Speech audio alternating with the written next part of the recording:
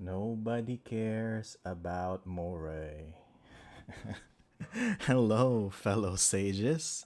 Welcome to Lore Academia. I am DMPaulG. Just got a new mask for how much is this? $4, probably five because of shipping. Yeah. So, uh, am I gonna use it? Probably just once. Is it useful? Doubt it. But yeah, it's here. Um, yeah, actually pretty soft at the back too, so it's nice. Anyway, welcome to Lore Academia, where we read a bunch of adventures, other source materials, talk to people, and extract lore about the Moonshae Isles, a group of islands west of the Sword Coast in the Forgotten Realms setting. And we're continuing with our sixth trilogy here in the Rising Shadows storyline, which is the latest set of events that have happened in the Moonshae Isles. We're now on the second one of that trilogy, Moon6-2, as the code for it. And emotes not yet approved. I check again, but unfortunately, I don't know. It's taking a while for some reason. Hey, hello everyone. All right, nice. Looks like a gang is here. Good to know. Twitch support actually, yeah.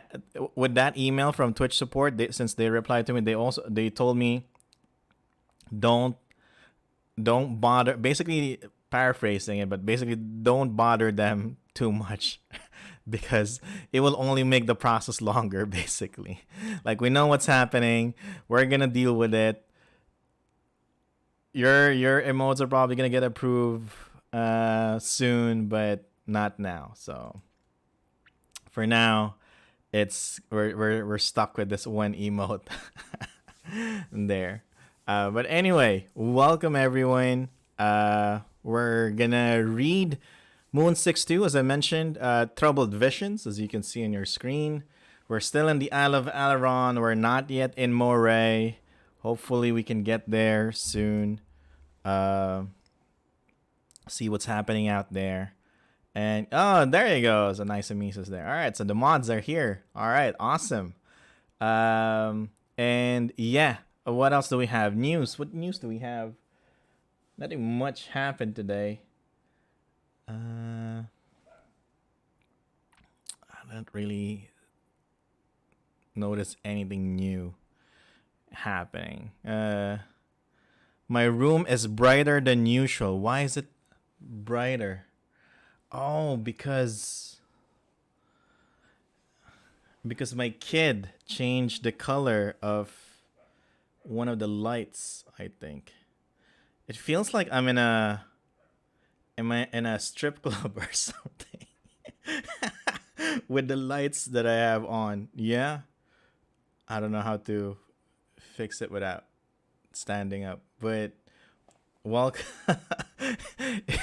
all of a sudden you just see like a random person give me a lap dance, then at least that means I'm still dedicated. Even though I'm in a strip club, I'm still doing Lore Academia, right? Still committed to the cause. So but yeah, we'll stick with this. I don't know how to fix it. If I turn it off,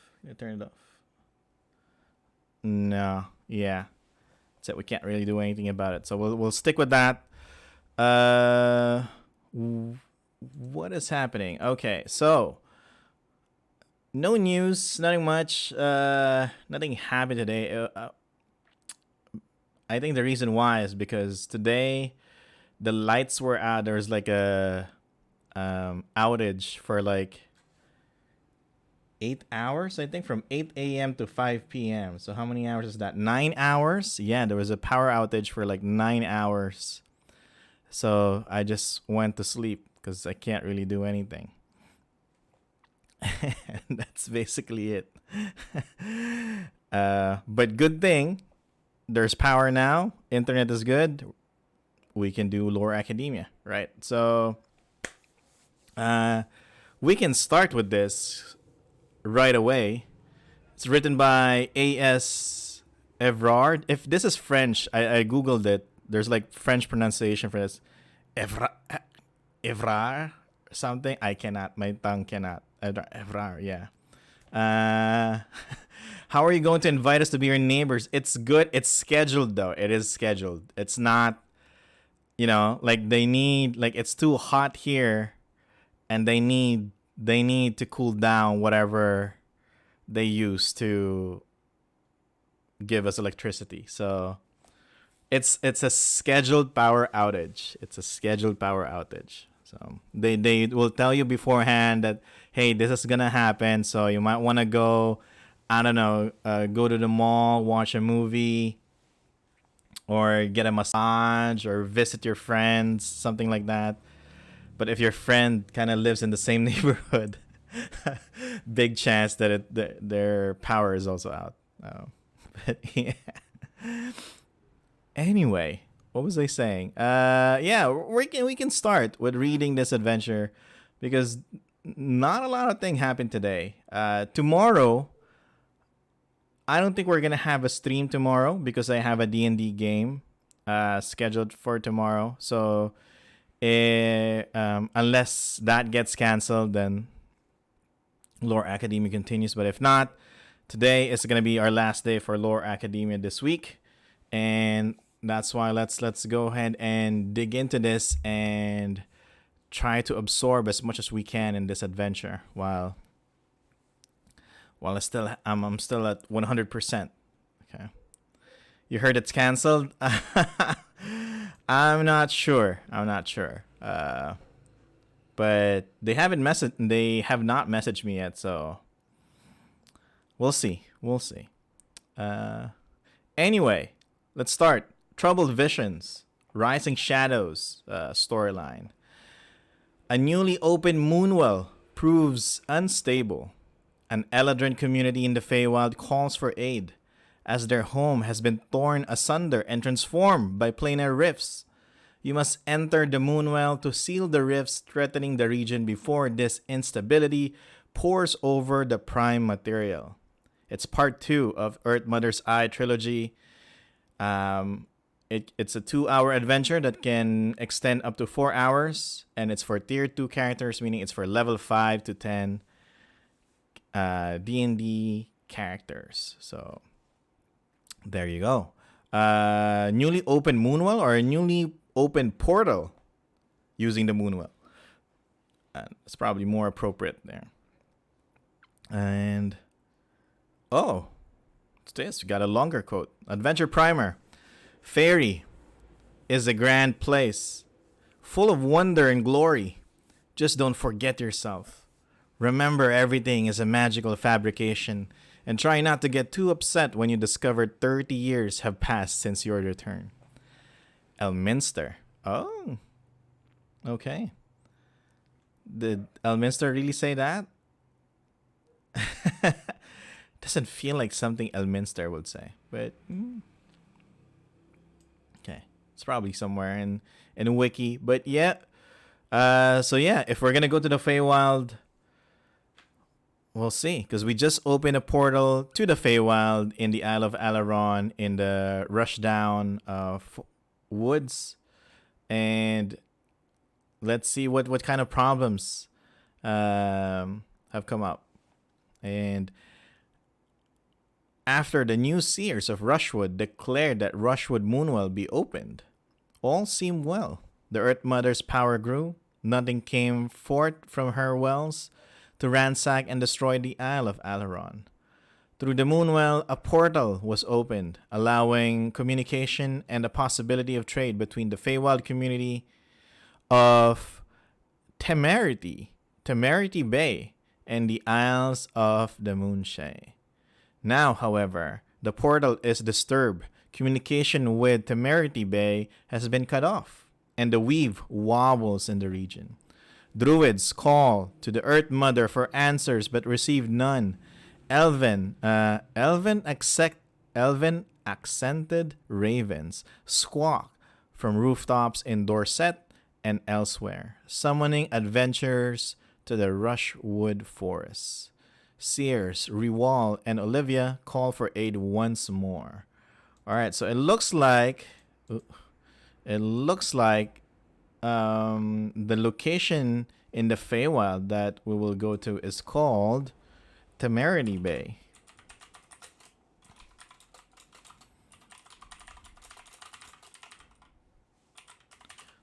We'll get more information hopefully later. Okay. So there will be how many episodes series? This is going to be a long adventure. 3 episodes. Episode 1, Don't Blink. The adventurers enter the Rushwood Moonwell and travel to the Feywild community known as Temerity Bay. This is the call to action. Once we get there, we seal your gaze. The adventurers must seal the planar rifts powering the burgeoning portal in the fountain. Is that how you say that? They must choose which of the rifts they will seal. Each is dangerous in its own way, and they may not be time to close all of them. This is our story objective A. Yeah, all right. Got that. Okay, thank you. Episode 3, No Witnesses. With a flash of light and a deafening blast, the unseelie Count, or not unseelie court, the unseelie Count Uznazir arrives with his retinue and threatens the settlement. His spirit was sealed within the fountain for horrible crimes against nature, and he is furious at anyone and everyone who surrounds his imprisonment and release. Oh, we got a new character. A new character arrives. All right. Count Uznazir. An unseelie Fae. Okay. We have some bonus objectives as well. Do we have 2? Yep, we have 2 bonus objectives. Waiting at the Moonwell is Myrin Saliquelin, a half-elf. We'll go down later to see the pronunciation guide. A half-elf emissary from Sarifal Faithful, a group that encourages relations with the Fae. Myrin has a request. Confirm her family's legend that they have an Eladrin ancestor. Myrin does not believe that she is a product of infidelity. Ooh, what's going on here? But of latent bloodline. Her only clue is an ancient stone marked with, what is that? Cuneiform language? A lost script that she says is a name. Aod. Okay. It will be impolitic for her to pursue a claim of lineage so swiftly upon opening relations, but she can't help but want to know the truth. Okay. And then bonus objective B is closing the rift does not close off another quadrant if using this objective. All 4 rifts must be sealed. Okay. So 1 is cuneiform. I need to know what that is.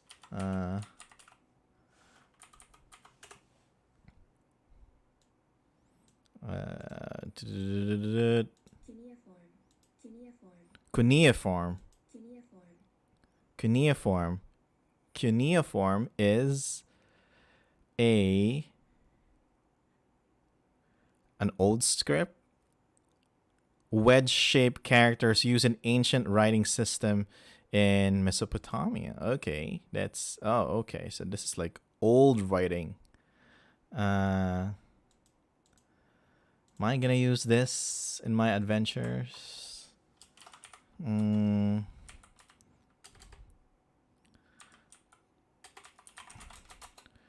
right.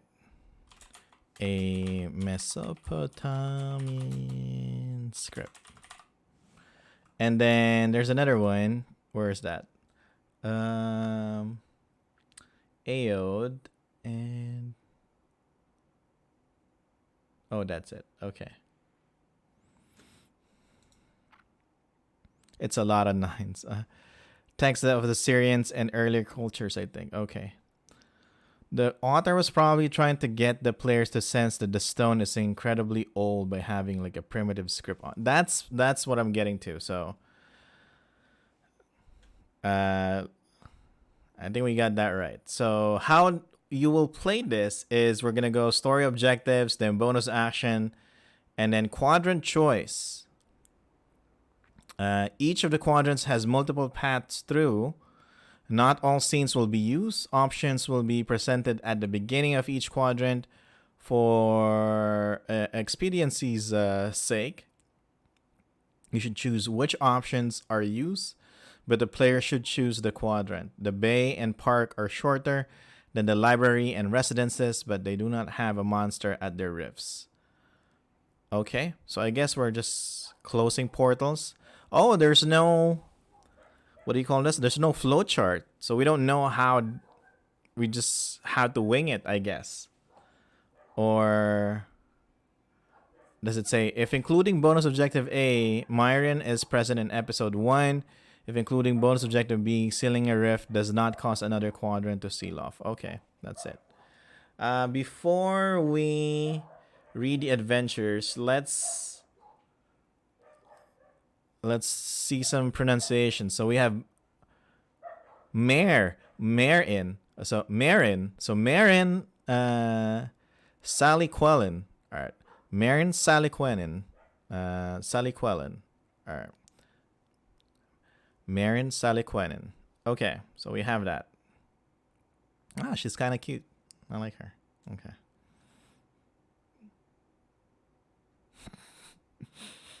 Going to episode 1. All right. What happens here? The adventure begins at the Rushwood Moonwell, recently cleared of hostile monsters and reopened to the Feywild. The opening, however, has proven unstable. Why? Why do you think?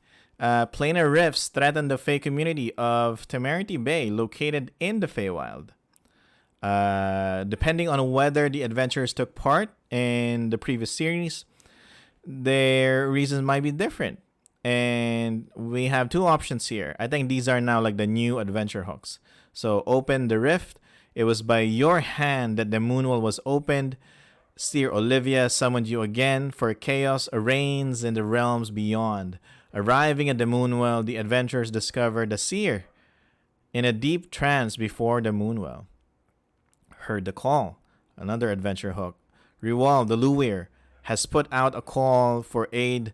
Olivia, the new Seer of Rushwood, has gone into a deep trance, and the Moonwell is unstable. If you want to know what like a Luwir is, Lachey, and everything, yesterday we talked about all of that, so you can feel free to watch the VOD here on Twitch. I'll upload that on YouTube sometime this week. But yeah, because if I explain that every day, we're gonna have some issues.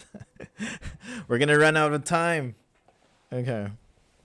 Dimensions and terrain. So what does it look like? The Moonwell. So we're gonna start at the Moonwell in Rushdown Woods, which is in the Isle of Alaron, the southern part of it.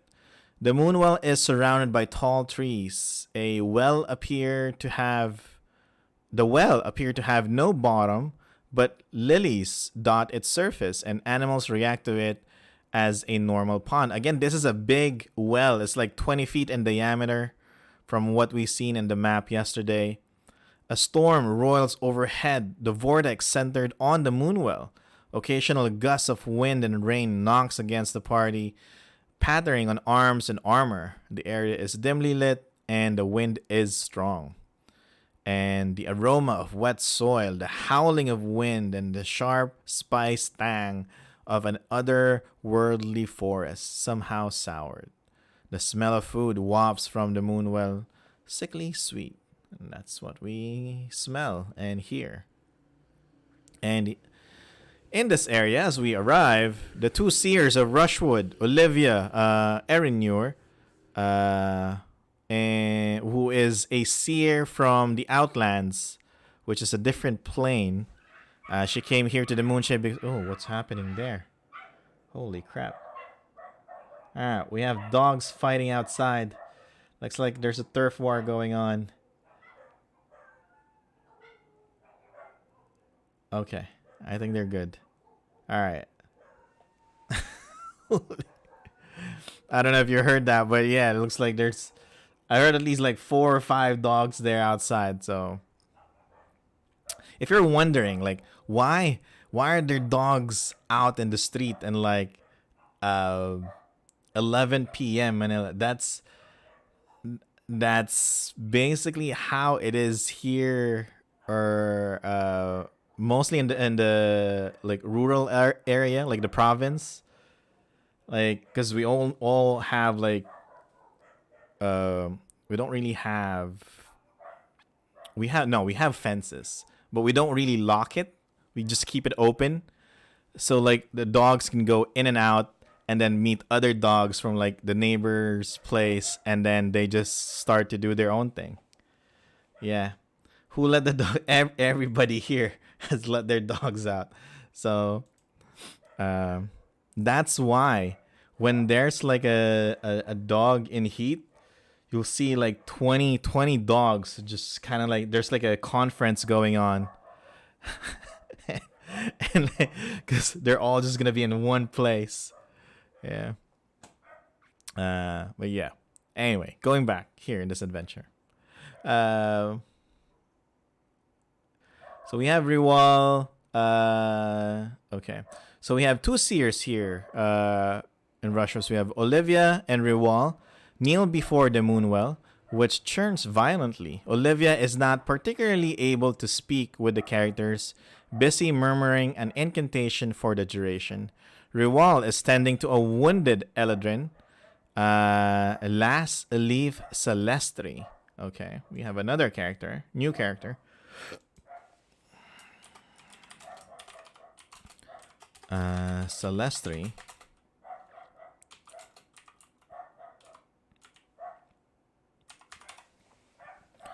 The leader of Temari Bay. Oh, okay. The leader of Temerity Bay. Okay. So the leader is actually in the prime material plane.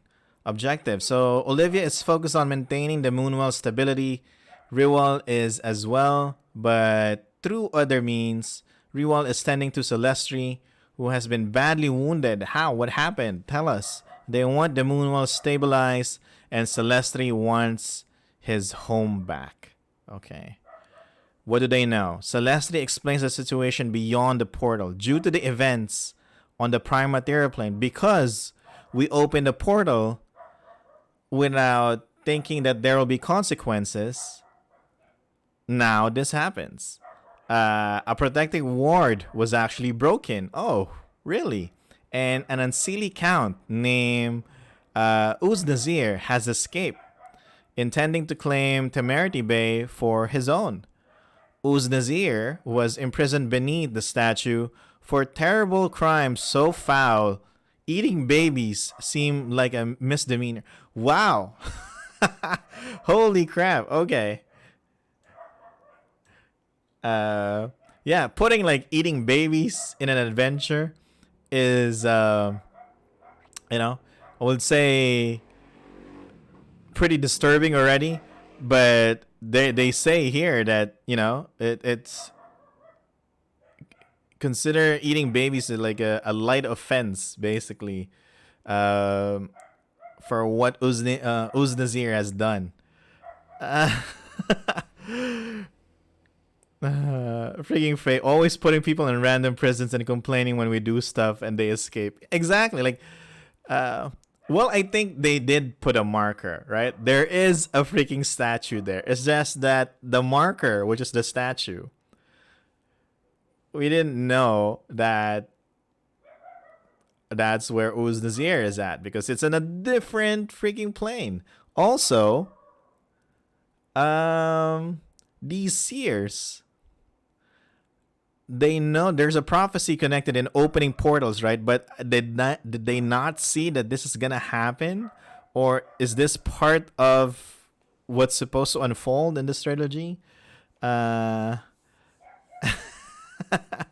Bro, they'll put like a smooth stone and be like, yeah, this is a good warning. Let's read. Let's not judge them yet. All right. They only have hours before his prison collapses, and Celestri isn't sure what will happen when it does.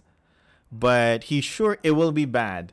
The only way in is through the Moonwell that we opened, and there's no way out until the rifts are sealed. Temerity Bay has been subsumed by Uznazir's prison and is now a demiplane of its own. Okay, so we looks like we have a really powerful villain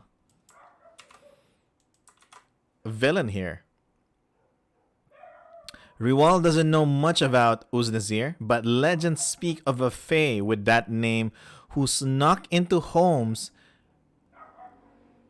and stole freshly born babies for meals, straight from their mothers, traipsing about. Okay. The chance for new allies is something that can't be ignored as well.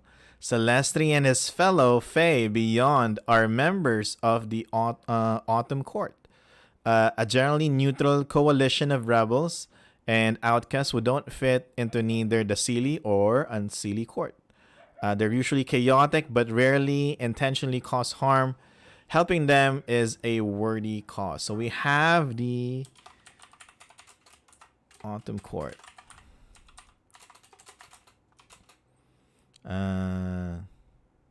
Where is that?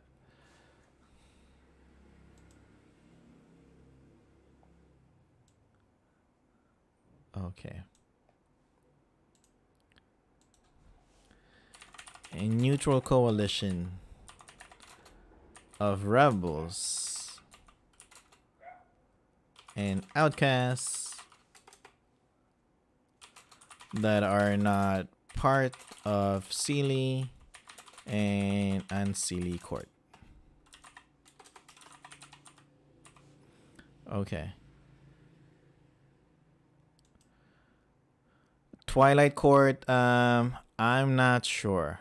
I think there was something like that. The normal courts are the Seelie and Unseelie Court. Is there another name for them? That I don't remember. Alright. But Seelie and Unseelie doesn't necessarily mean evil and good. It's just like their behavior in terms of being chaotic versus bringing order is what's the difference. Oh, the glowing court. Yeah. That one. So we have the Autumn Court here, and so Celestri is a member of that. Where is her? Member of the Autumn Court. Okay, but here they're really like telling you that Uznazir is like a bad Unseelie Fae who eats babies, like freshly born babies. That's what he does. Yeah, there's gonna be a content warning here if you're playing this adventure, because it involves babies here being, or at least there's mention of babies being eaten here. So careful. Bonus objective A. Waiting for the Moonwell is Marin, Saliquellen, and a half-elf emissary from the Sarafal Faithful, which is another faction that we have here. Sarafal Faithful. I'll just probably copy paste here. A group that encourages relations within the Fae, with the Fae. And Marin has a request. Confirm her family's legends that they have an Eladrin ancestor. Marin does not believe that she is the product of infidelity, but of latent bloodline. Her only clue is this stone, which is script that is named Aod, and it will be impolitic for it's a copy paste basically to claim lineage swiftly upon opening relation. But she can't help but want to know the truth, especially given the current situation. Therefore, she hasn't even asked Celestri about this. And Celestri knows Aod, but not if she is Marin's ancestor. Huh? Celestri knows Aod. So is Aod a language? Aod is a name. A lost script, which is a name. Alright, so this is a name. So Aod is a name. So Celestri knows this name, but she will not tell Marin if she is Marin's if Celestri is Marin's ancestor. Okay, I get it now. Characters with passive perception notice Marin occasionally fondling a necklace of exquisite make, which looks like 3 maple leaves set in amber within a ring of strange wood, held up with silver chain. And here our call to action is Celestri states that the planar rifts tearing Temetri Bay apart will extend to the prime material if they are not sealed. Not only that, but the foul Fae Uznazir threatens the citizens of Temerity Bay and beyond. The adventurers must battle the rifts and ensure this chaos is not let loose into the world. I better get like a super strong, super evil villain here based on how they describe Uznazir. Because if this guy gets killed in like 2 turns, I'm gonna flip. Okay. What if it's a demon baby? I don't know. We can ask him. So I guess we don't have a flowchart of how the adventure is supposed to go, but based on what I read, I think we should go to bonus objective A first, right? Before going to part 1 or episode 2. So let us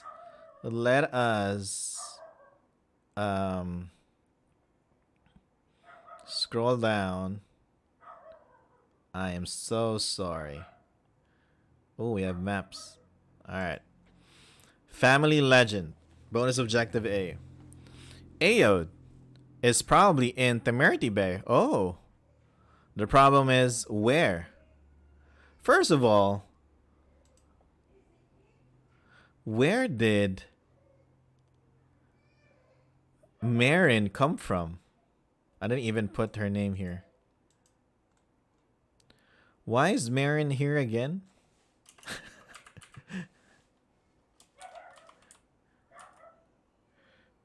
I forgot to spell, so we'll just put it later. Why is she here in with the in the Moonwell? Well, in the Moonwell area. Just because she just wants to know, like, who her ancestors were, and to just heard that the portal is open all of a sudden. Yeah. That I get. That she's something about being an Eladrin, and that she wants to know about her ancestors, right? But how did she get to the woods, basically? Like Rushdown Woods. How did she know that there's a portal open now in this area? And if we just opened this, like, I don't know, a few days ago or something, why is she here? like she's just passing by, or she's been watching the Moonwell together with the other druid Alashore as well, or okay, let's see. All right, let's read. So Aod is probably in Temerity Bay. The problem is where? All the denizens of Temerity Bay who could have fled, and those trapped within are generally inert. Finding her will be a matter of luck as much as skill. So The prerequisite here is the adventurer must have spoken to Marin about her ancestry and treated her nicely enough that she asked for their help. Okay. So finding Aod is our bonus objective, since the adventurers choose which quadrants they're completing and in what order. It's up to the dungeon master to decide where is it Ode? All right. Let me check. Also placing bets that Aod is pronounced Ode. Okay, let's see if there's a pronunciation guide here somewhere. Where was I? Okay. She's trapped inside a planar boil and must be rescued. Successfully rescuing Aod grants a defensive boon for the final encounter, as well as earning Marin's favor.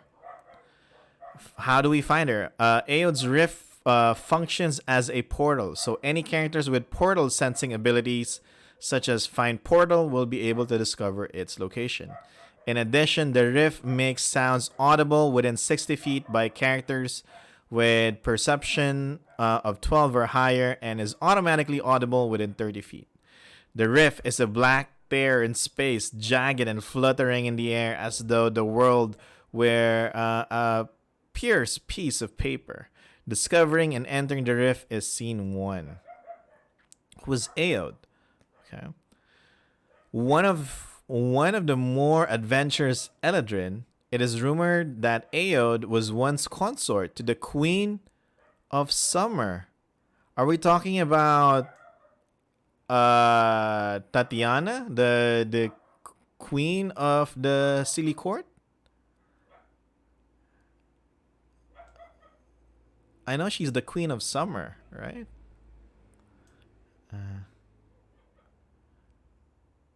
Yeah. So but I know like that person has like Tatiana. I think she has a husband, and I don't think it's Aod. I don't think that's the name. She visits Faerun as often as she can, bringing back rich stories and sometimes more. The question of where so many half-elves come from might have a simple answer. Indeed, her power is such that she should rightfully be the leader of Temerity Bay, but her flighty nature and whimsical attitude mark her as too unreliable for service, even by Fae standards. Uznazir fancied her, and was incredibly jealous of her abilities and appearance, and demanded she be his wife. Oh, okay. Consort isn't exactly a husband. It's like a male version of concubine. Yeah, but again, I don't know the culture. I'm not familiar with the culture of like the Sealy Court and Sealy Court. If you're allowed to have like consorts and concubines and stuff, I'm not sure. I'm guessing it is since they're putting it here. Aod has chosen a female form, but she's female, so yeah. Oh, we. Aod has chosen a female form for the past 100 or so years, and generally prefers transitory hues fit for dawn and dusk. Her clothing is a swat of living leaves. That's hard for me to say. Living leaves and vines that crawl and search kleptomanically for new items to add as jewelry. She wears many baubles and jewels, but one item seems out of place to those with eyes to know: a wooden maple leaf pendant. Okay. Aod, her goal is to seek access to the prime material. She wants to go here and open the Moonwell. Is just a phase 1 in her mind. The Earth Mother could decide to change where the pools go at any time, and she wants more serious ties. Okay. She'll marry, sacrifice, or defy whatever and whoever to make sure she has constant access to Faerun. Any relationship she creates with mortals will be focused around this goal. Therefore, she won't acknowledge any possible relationship unless it's shown that being related to Marin will ensure easier access to the prime material. She doesn't just want a child romping around the bay and ruining her relationship with the other Fae. She will also release the truth, assuming the adventurers can prove her relationship through the necklace or otherwise. So basically, she will tell us that she's related to Marin if she can actually go, or it increases her chances of going to Faerun or the material plane. If not, then she doesn't want. Then she doesn't want to do. She doesn't want to basically be connected to Marin because there's no point. Right? It's not gonna help her with her goal of getting access to the material plane. So depending on where you have chosen to place the rift, the introduction for its description will vary. Don't worry too much. The description herein are meant to be location agnostic, and should work for any quadrants regardless of how adventurers are traversing them. Okay, I think I think we should go to episode 2 before bonus objective A, but since we're already here, let's go with it. All right. Commit. We will commit. Dimensions and terrain. The rift is just under 4 feet high. Flaps in the air like shredded flag. Strong winds buffet the air in a 15-foot radius around the rift. Any character that enters the area feels weighted down even if they wear nothing. Weather and lighting. The area around the rift is warm. The light, like a summer's day, pours from the other side. Increase whatever lighting was in the area by 1 step to a maximum of bright. Smells and sound. The hush of waves lapping against a sandy beach emanates from the rift. The smell of brine and grass and wine flows forth, even if the adventurers are underwater. Okay. Scene 2. Traveling through the rift is as easy as walking through a door. This prison was made to trap only one. Words lined a domed sky, sectioned into pieces like stained glass. Poems and love letters to a person called Aod. The poems are in a variety of languages for artistic reasons and are universally awful, proclaiming such things as "You are mine forever, even if you say yes, never." Aod is hot. The rest are not. What the? I'm getting confused. What's going on? Words line a domed sky. So there are things written in the sky.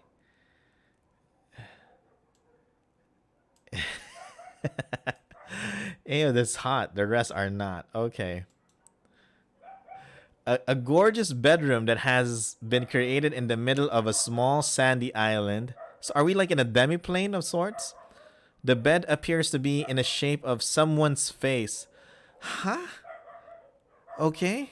A woman sits at the edge of the beach, lazily kicking at the ocean.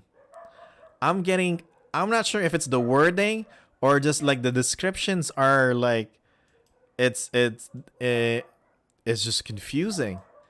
And I think that's intentional. So we have a bed in the middle of a sandy island, and the shape of the bed is like someone's face.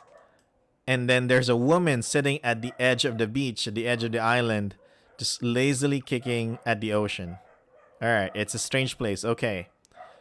Enchanted poetry. I'm gonna read this while there's another gang war happening with the dogs outside. the woman at the beach is Aod. Okay. And when she spots the adventurer, she says, "Oh my, are you my rescuers? I'm afraid my would-be suitor isn't quite as amiable as I'd like. Precisely why he's would-be and not be. If you could, I'd be ever so grateful if you could destroy my captor here. He's immune to me, and I'm growing rather tired of living in this cage. She gestures to the bedroom. You have to call him, but he's started ignoring me. I'm not sure how to make him appear again. Aod's captor takes the form of a Cambion, but he must be summoned to defeat him, and there are a number of ways to do so. We can summon the Cambion by attacking Aod, casting Dispel Magic, casting Remove Curse on Aod, Aod, or Ode. We'll go with Aod for now. I kind of like that. Yeah. All right. Arcana, check to discern the nature of the prison spell. Disrupting the spell manifests a hostile spirit, then performing a ritual in which no less than 2 spell levels are expended. It may be a group ritual. Characters who took part in the ritual gain advantage on their first attack against the Cambion. And if none of the adventurers have the ritual casting ability, you can't use this. Insulting Uznazir a lot. Okay. DM discretion if it's a good insult or not. Development. And then the Cambion appears and attack us, or we attack the Cambion. And after we defeat the Cambion, Aod thanks the adventurers and promises to aid them against Uznazir, mainly by showing up and taunting him. Because again, Uznazir likes Aod. Most of her power has been sapped. She hasn't gotten much rest in this place. However, she casts Circle of Healing immediately and scrolls a rune onto the foreheads of up to 6 characters who accept it. And once battling Uznazir, these runes will activate an aid spell. Oh, nice. And adventurers may leave by walking out of the rift and the demiplane. So we are in a demiplane. Will collapse after Aod leaves. So why is there a Cambion here? What's the background of... Is a Cambion like a succubus or a different one? I'm assuming it's not. Right? They're different. Just have to check.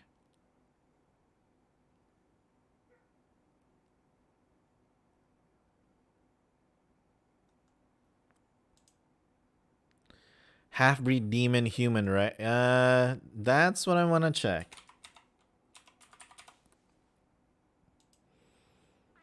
If my internet will cooperate.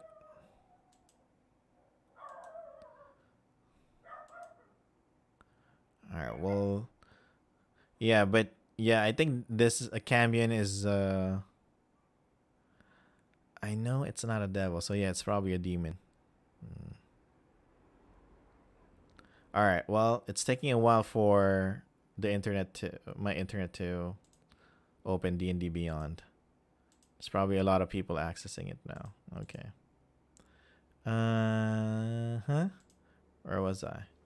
So that is it. Fiends are devils, not demons, though. No, because now in 5th edition, fiends, like, it covers, like, it's a big blanket now. Fiends is a big blanket now. So devils, demons, undead, they're all fiends. Not undead, but yeah, devils and demons, it all counts as fiend now.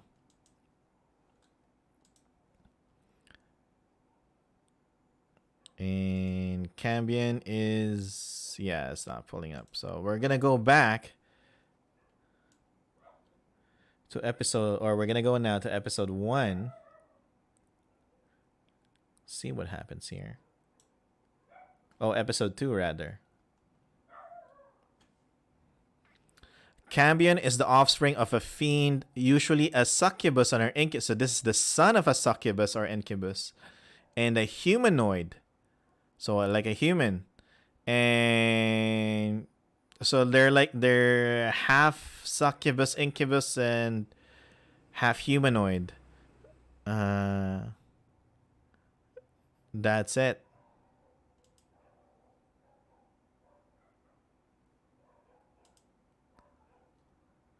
It's a fiend. It's not really. Yeah, it doesn't specify if it's a devil or a demon. Yeah.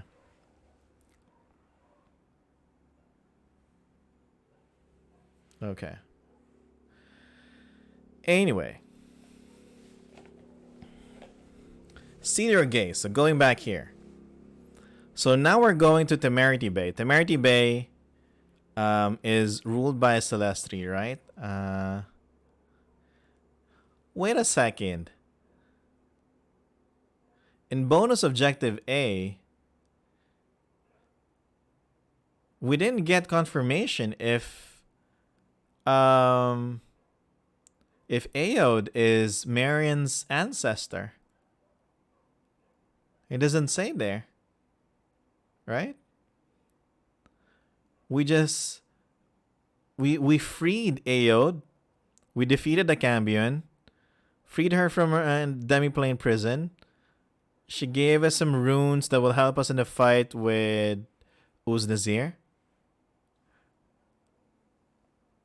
Go back to the yellow box. So we go back to the.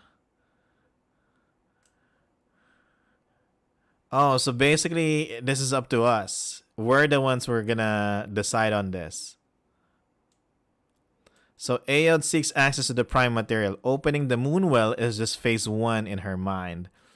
Could decide to change where the pools go at any time. So alright, she wants more serious ties. She'll marry, sacrifice, or defy whatever and whoever to make sure that she has constant access to Faerun. Any relationship she creates with mortals will be focused around this goal. Therefore, she will not acknowledge any possible relationship, like with Marin, unless it is shown that being related to Marin will ensure easier access to prime material. She doesn't want a child romping around the bay and ruining her relationship with the other Fae. She will also release the truth, assuming the adventurers can prove her relationship. Okay, so it's through here. That she is related, but will not acknowledge it. Okay. Got it. Okay. God damn, this demiplane with like Aod is hot and like a bed shaped like a face. It kind of confused me there for a second. So okay, so that one's clear. Now we can go back to the main quest. Episode 2. The characters arrive at at the Feywild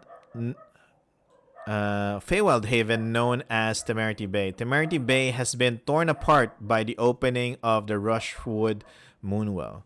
Only the central square with its moving fountain of Corellian Laratian remains intact. But instead of looking over the quarters of Timeless Town, Corellian's gaze now falls on the quadrants of an elemental dungeon. The bay, the park, the library, and the residences themselves have all been transformed. Wisps of Fae spirits drift through the air, their energies distorted and trapped by the Moonwell sorceries. Okay. Appendix 3B. Oh, I would love to look at the map of Temerity Bay so that I won't have any imagination error.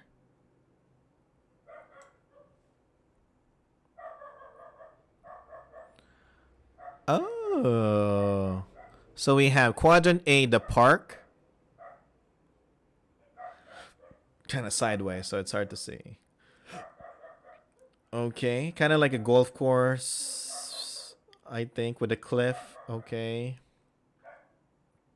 And then Quadrant B, the bay. Looks like a mine. Like an open mine. And then Quadrant D is the residences. Is there like a theater here? In room 5? And then C is the library. That kind of looks like a maze.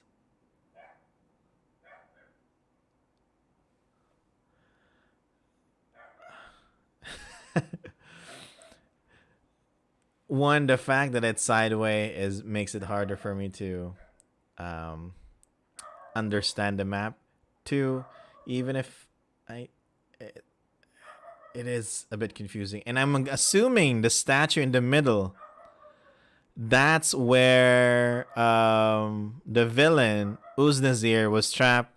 But after we opened the portal, Uznazir got out.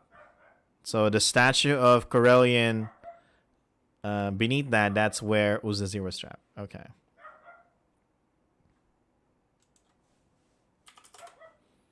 So going back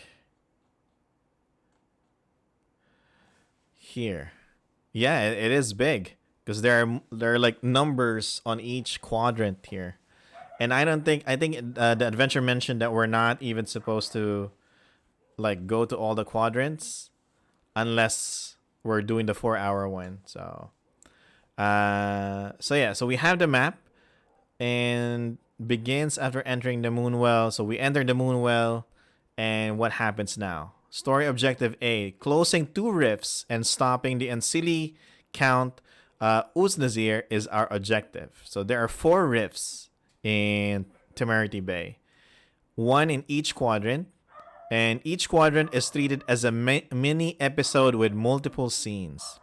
Each rift must be sealed either by performing a unique action or a savage beating. After sealing a rift, the characters will be teleported back to the central square to decide where to go next. Rifts may be closed in any order, but sealing one rift makes another quadrant inaccessible. Okay? So only 2 will be used unless you are including bonus objective B. After 2 rifts have been sealed, the Ancili Count Uznazir will appear and assault the adventurers. He erupts from the statue of Corellian Laratian, and we begin episode 3. So, close 2 rifts, then we go to episode 3. Or, close 2 rifts, we go to bonus objective B, and then episode 3. Okay. Area information. Dimensions and terrain. The square is 40 feet by 40 feet. The square features a dazzling mosaic of natural splendor beneath the gaze of a 30-foot tall, that is a tall statue, of Corellian Laratian. The statue doubles as a fountain. Water, that is a tall fountain. Water pouring from his upturned hand into a pool filled with terrified fish. Swirling energies of a terrible rift flow in the now crimson waters. Thin lines of energy travel from the fountain to each quadrant, and a heavy horror grows in the mind of whoever looks within or touches the energy lines. And let me focus here. There you go. There are 4 exits from the square, each leading to a vastly different area. See Appendix 6 for quadrant descriptions. Okay, we'll look at that. Actually, let's look at that now.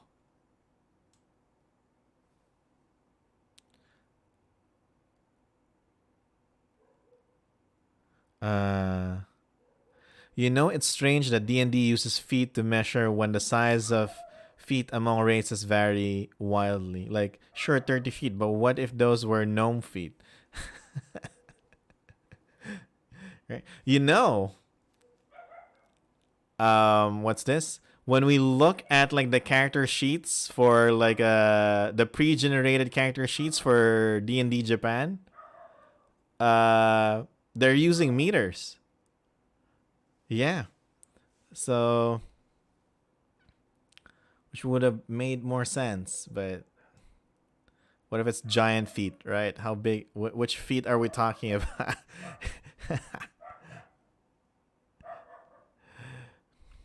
Maybe in the next edition. No, it's probably not going to happen, but it is weird. All right, quadrant descriptions. Sasuga Nippon. You know, the latest season of Attack on Titan is out, so kind of hype right now with what's happening there. Although I've been lied by that, and that anime have lied to me multiple times, telling me that this is the last season, everything will end, and then no, it didn't. And then we another season, this is the last one, no, it isn't, and now we have this. Um, yeah, God. Anyway, what are the description of these quadrants? There are four. So quadrant A, the park, a gorgeous park has become a tundra. Oh, that's why it looks like that. Okay. Trees frozen solid. Delicate leaves hang still green, but sheeted in ice. The slightest wind could cause a cascade of deadly shards. The creatures of the woods have become woolly and dire. Even the elk have no mercy for trespassers. The snow is tall and the frozen brush is thick. The planar disturbance at the center of these new woods lead to a place unknown but certainly cold. All right. And then we have the bay, quadrant B. The port has been swallowed. The bay's waters rise to the skies and beyond. The sun shimmers behind the shadows of sharks. Reef walls rise, titanic and twisting, trapping sailors within sunken ships. Within the reef maze thrums a rift to deepest elemental seas, drawing forth ancient monsters. I'm starting to think that opening that portal from the previous adventure was not a good idea. And like, why did we listen to those seers? Like, we just caused like a whole city in the Feywild to, be like this because we opened a portal. And like, yeah, it's good for the material plane, but it's not good for the people on the other side. And it feels like the seers did not think about that, especially since they have one of them have like Fey origins too. Quadrant C, the library. Where once stood a library so vast no mortal was deemed worthy to enter it, it housed almost entirely recipes. Now lurks a whirlwind of pages and monstrous artifacts. Demons hide within books and tablets and tables, hungry for flesh. Some meals have become real and will devour those who wander too near. Whatever rift has opened here must be closed post haste. Who cares where it goes? Some meals have become real. If we're gonna be if you or if I'm gonna be devoured by a meal, would I like to be devoured by steak, like a good Kobe, like A5 Wagyu steak, or what would I like? I'll probably be eaten by like prawns and like shrimp and other seafood. Yeah. Devoured by shrimps. That's probably it. That's probably what will happen to me. No, but what would I like? What kind of meal would I like to be? What kind of meal would I like to be to eat me basically? I don't know. That's a good meal that will eat me. I guess yeah. I guess garlic butter shrimps. That'll be good, right? I'll be like probably gonna get stabbed by those pointy things at the head of the shrimp. Salted egg. Oh, yeah, that feels like you're gonna be inside a gelatinous cube. Oh no, I'm thinking of century egg, not salted egg. Uh, yeah, salted egg. Yeah, that'll work. Eaten by a hamburger. That would be nice. Yeah, like fluffy bun, and then like really, really hot, like patty, like thick, medium patty. Uh, that'd be nice. I can only get so harassed. Eaten by Jollibee. Not the mascot, right? Right. The food. Oh, and Jollibee, um, there's a burger that has like a whole slice of pineapple on it. That will be. I don't like that one. That one is. Yeah, there's like a small slice with a like a donut of pineapple inside like the burger. Amazing aloha. Yeah, that's the one. Yeah. Get eaten by that. Uh, yeah, pineapple burger. Anyway, going back before, yeah, I'm starting to get hungry too. Quadrant D, the residences. Last, the residences themselves have been transformed. Echoes of those who once dwelled here now wander the twisting streets and shadowy halls. Darkness reigns here, yet shadows cast, long and solid. The disturbance here leads to an evil place, and yet music and the sound of laughter emanate from the unlit homes. So kind of give this to the players, and based on the description, they decide where they want to go. Imagine the smell of Yum Burger, right? No, stop. No, I don't want to. After stream, I'll order something. Not now.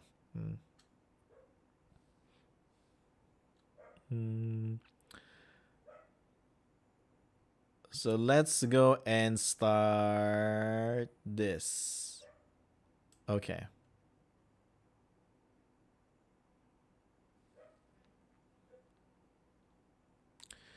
If... Oh, did we read this? No, we didn't. Okay, we went here. See Appendix 6. Okay. Weather and lighting. A storm of souls swirl overhead. The sun shining brightly through the eye. A chill wind blows from the park. 5-minute drive to Wendy's. Oh man, hard to choose.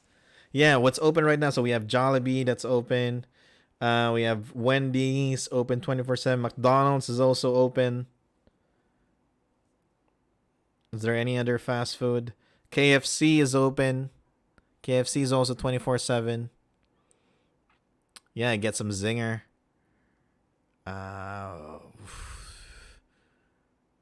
Man. Baconator. Oh, man.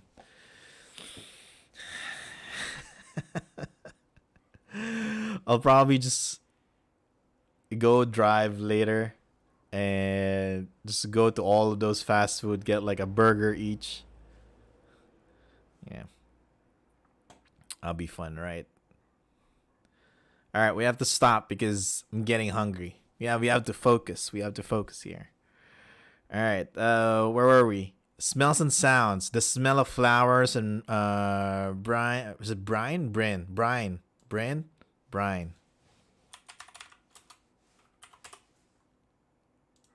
Brine. Okay, brine. You already made yourself burgers. Okay. Smell of brine is strong. Sylvan whispers and cries from Fae, both trapped and present, haunt the square. Understandable by characters who speak either Elven or Sylvan. A successful intelligence check reveal that one or more of the faces in the sidebar at the DM's description. Okay. Characters with a strong Fae background, ancestry, or class ability, such as elves or warlocks of the Archfey, may make this check with advantage. This check may be repeated every 5 minutes of playtime, or for simplicity, every time they enter a quadrant. Each of these phrases is a clue to later defeating Uznazir. He eats only flesh. He cares for no hero. He laughs only at sorrow. He finds beauty in horror. I hope that's really gonna help the adventurers defeat Uznazir. Creatures and NPC. Small Fae cluster at the edge of the square, hiding from the adventurers. So we have satyrs, pixies, dryads, They're all here, but wounded and terrified. Their power comes from locations, and theirs have been essentially obliterated. They flee if approached, disappearing into foliage too dense to enter.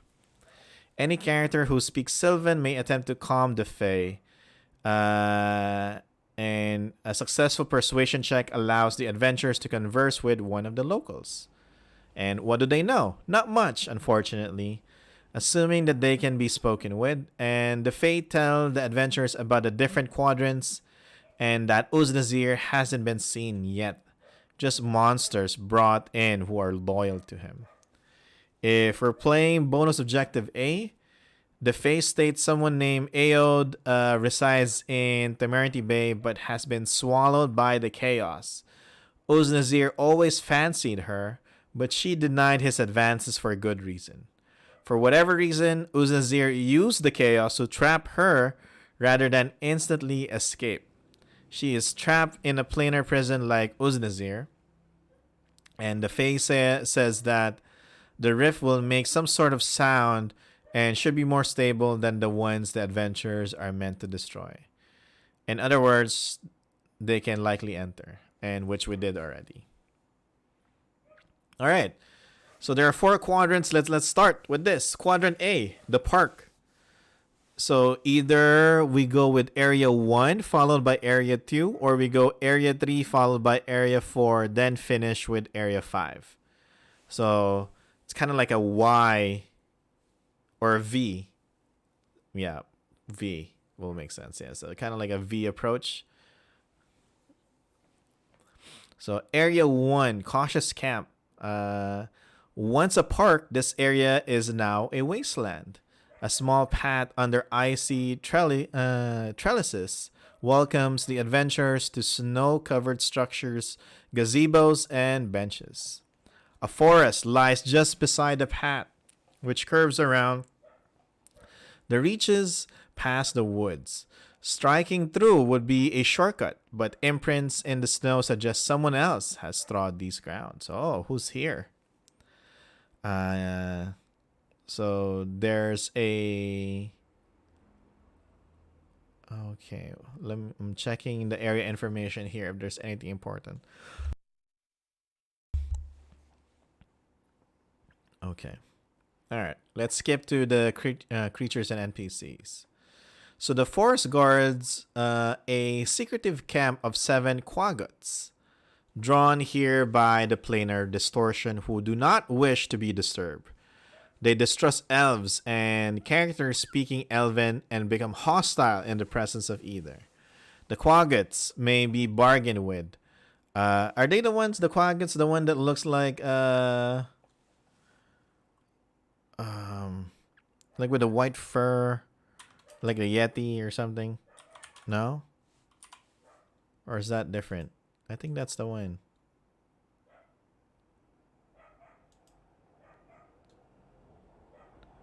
Alright, like with the white fur and kind of like Bigfoot.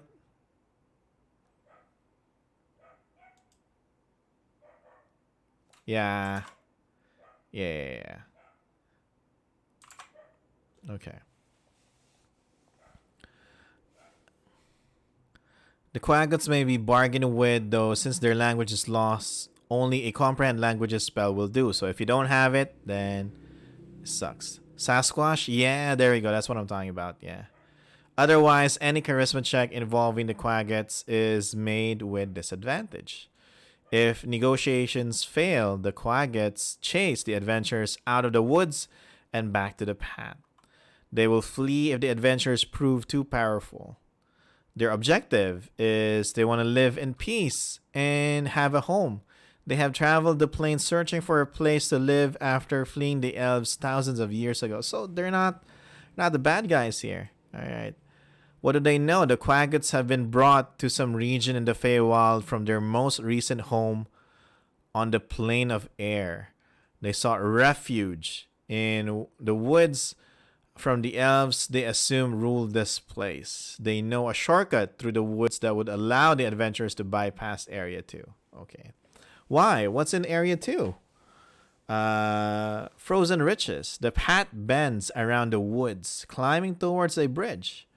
A rock garden of incredible precision and beauty lays under the thick bed of frost and ice to the side of the path.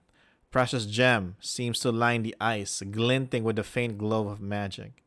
The gems are ensorcelled to draw the eye and relax the spirit. Ensorcelled, that's a cool word.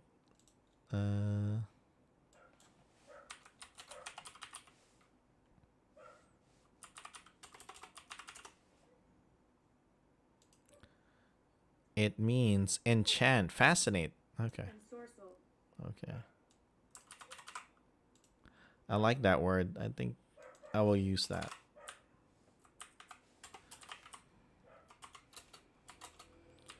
Enchant, fascinate. Okay. Alright, where are we? The gems are ensorcelled to draw the eye and relax the spirit. Characters who spend more than one round in the garden must make a wisdom saving throw or fall asleep, subject to terrible nightmares. And upon waking up, these characters take 3d6 psychic damage and must repeat the saving throw at the end of each round or remain in the rock garden. If we did a bonus objective A, Aod's Rift may be located at the center of the rock garden. Okay, got it. And this area is basically a rock garden 60 feet across. Ice and snow combined with natural terrain make movement difficult. The sun shines brightly down the snow, affecting any characters with sunlight sensitivity, and the wind hisses across the ice. Okay. So this is the other path, Area 3, Dangerous Crossing. An ice-covered bridge crosses a deep chasm that once held a mighty river. The bridge is etched with stories of autumn fae, great feasts, and thrilling plays. These repeating motifs suggest this autumn court does little more than eat and entertain. Like, they don't care about anything else. They just want to have fun and then leave them alone. The bridge is guarded by a wyvern who attacks any would-be crossers, and the chasm jumpers. Bypassing it is no simple task. The wyvern guards this bridge fiercely. It was summoned into being through the Feywild's magic and is determined to defend the frozen park from any and all intruders. And we get some adjustments there when you fight them. And then, what does this place look like? The chasm is 200 feet across. The bridge is 20 feet wide with small walls provide quarter cover. Okay, there's a snowstorm here that whips across. And then the sound of flapping wings and the occasional roar from the wyvern, I'm assuming. Or actually from the clouds mixed with the howling winds. Okay. And then from Area 3, we go to Area 4. The Sword in the Lake. Oh, okay. Got some King Arthur stuff happening here. Or Lady in the Lake. Probably be a better example. Alright, the surface of a crystal clear frozen lake is broken by a skeletal hand thrusting an exceptional sword upwards. The sword glimmers with conjuration magic to those capable of magical sight. Yeah. Who's King Arthur, right? Artoria, right? Exactly. Yes, I'm sorry, I was wrong. Who's King Arthur? It's Artoria, you're right. Reclaiming the sword leads to the lake, melting and swallowing any character stepping on its surface. The trap is magical in nature. The ice is actually a kind of psychic slime that it will dissolve any flesh within it and leave metal unscathed. Any character who contacts the ice takes 2d6 acid damage every round they remain touching. In addition, once the sword has been removed, images of happy playing fae fill the lake. Beautiful Eldrin beckoned the characters to return, and any character capable of sight within 30 feet of the lake must make a wisdom saving throw or be charmed into returning into the lake. Okay. The effect breaks as soon as the character takes damage or after 1 minute. Alright, we have the pillars here, but they're not following the format. This one is different. So the combat, so we have the Wyvern, the social. Is hardly sociable, but a charismatic trainer could possibly calm the beast. Only wishes to defend its territory. For whatever reason, the adventurers can convince it that they're not a threat and it will leave them be. And exploration, the Wyvern has been building a nest on the eastern cliff face. Having laid one egg already, if the adventurers were to discover the egg, the Wyvern would become very diplomatic indeed. Oh, and the sword is a Moon Touch sword. We can get that. And then we end up in Area 5, the Windy Peak. The final turn of the path leads to a windswept hilltop overlooking the chasm. Alright. Or chasm, yeah. A zephyr rift flutters cape-like against the wind. Visions of crackling storms and booming doom ripple in the air. The rift must be sealed by either bringing its hit point to 0 or piercing it with non-magical fire. Piercing it with non-magical fire. Huh. Fey spirits swirl about the hill, desperate to be returned to material form. Okay. Dimensions and terrain. The hilltop is the circle with a 30-foot radius centered on the rift. Snow is deep and creates smaller than medium size and will find it difficult terrain. The weather and lighting here, strong wind, shriek, and howl. The sun shines down and reflects brightly off the ice. Okay. Oh, we have it. All right, so this is kind of like the elemental, so a rift to the plane of elemental plane of air, I guess. So we have a Zephyr Rift, AC 14, hit points 50, immune to cold, bludgeoning, or any non-magical attacks, basically. Has Sleet Storm and Portal Collapse. Once the rift reaches 0 hit points, it collapses in a violent, swirling portal that swallows the entire quadrant. Oh no! The adventurers are sucked in, and after a brief transit through the star-lined corridors of the in-between, they are returned to the statue of Oh, they go back to the middle. Ah, but the quadrant disappears. It gets sucked in. And if we're supposed to do like 2 quadrants or close 2 rifts, that means like 50% of Temerity Bay will be gone. Ooh, that's bad. Area 1 followed by Area 3, or Area 2 followed by Area 4, and then finish with Area 5. Okay. Water breathing required. If the party lacks access to water breathing or some other solution to the long swim distance, a blue dryad will briefly appear, speaks in Sylvan, and please find my sister and cast water breathing on the party. Okay. What does this look like?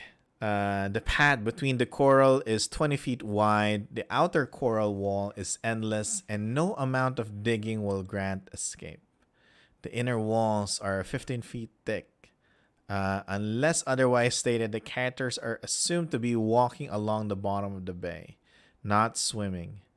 They are probably wearing armor and holding swords after all, so treat this as difficult terrain, but otherwise use normal underwater combat rules. The bay is brightly lit by a distant planar sun and luminescent coral and fish. Smell and sounds. Beyond the brine, it's difficult to smell. Even with the aid of magic, sounds are muffled to any characters without natural swim speed. And some ears are designed for air, others water. Okay. So there's a crevice, Area 1. Reef walls glimmer behind a towering mass of water. The mountainous oceans will be impossible anywhere but the Feywild. A path through beckons, lined with shattered ships and sharp coral. Though the waters are clear and clean, this unnatural sea sings of danger. The first sight within the maze is actually a blockade. A jagged crevice in the coral appears to be the only way forward. After a successful acrobatics check to navigate the passage, characters with swim speed make this check with advantage. Any character capable of teleporting may do so through the crevice to the area beyond. Expanding the hole physically or failing causes the coral to collapse and spread poison 30 feet into the surrounding water. The poison automatically grants the characters in the area the sickened condition. I'm assuming it's the poison condition, right? Until the end of the next encounter. In addition, characters must make a saving throw or take poison damage. Okay. Now we're supposed to go to area 3 next, but we're just going to read these areas in order. Okay. Marrow in the morning. Okay. A school of fish scatters. The adventurers approach the open area lined with seagrass, tall kelp. I'm getting a feeling that each of these quadrants are gonna have this pattern, like 5 area pattern. And I'm not really getting anything out of it. I'm just like getting different descriptions of what the area looks like. So we may start skipping some of these parts. All right, so here we go. We're gonna go to the creatures because we have some marrows here. The marrow have claimed this region. The marrows are native to the elemental plane of water and were brought here via the rift. And they'll take a sea in the Feywild as well as any. They'll take a sea in the Feywild as well as any other. They'll go to the sea, I guess. I think this is my problem in this adventure so far.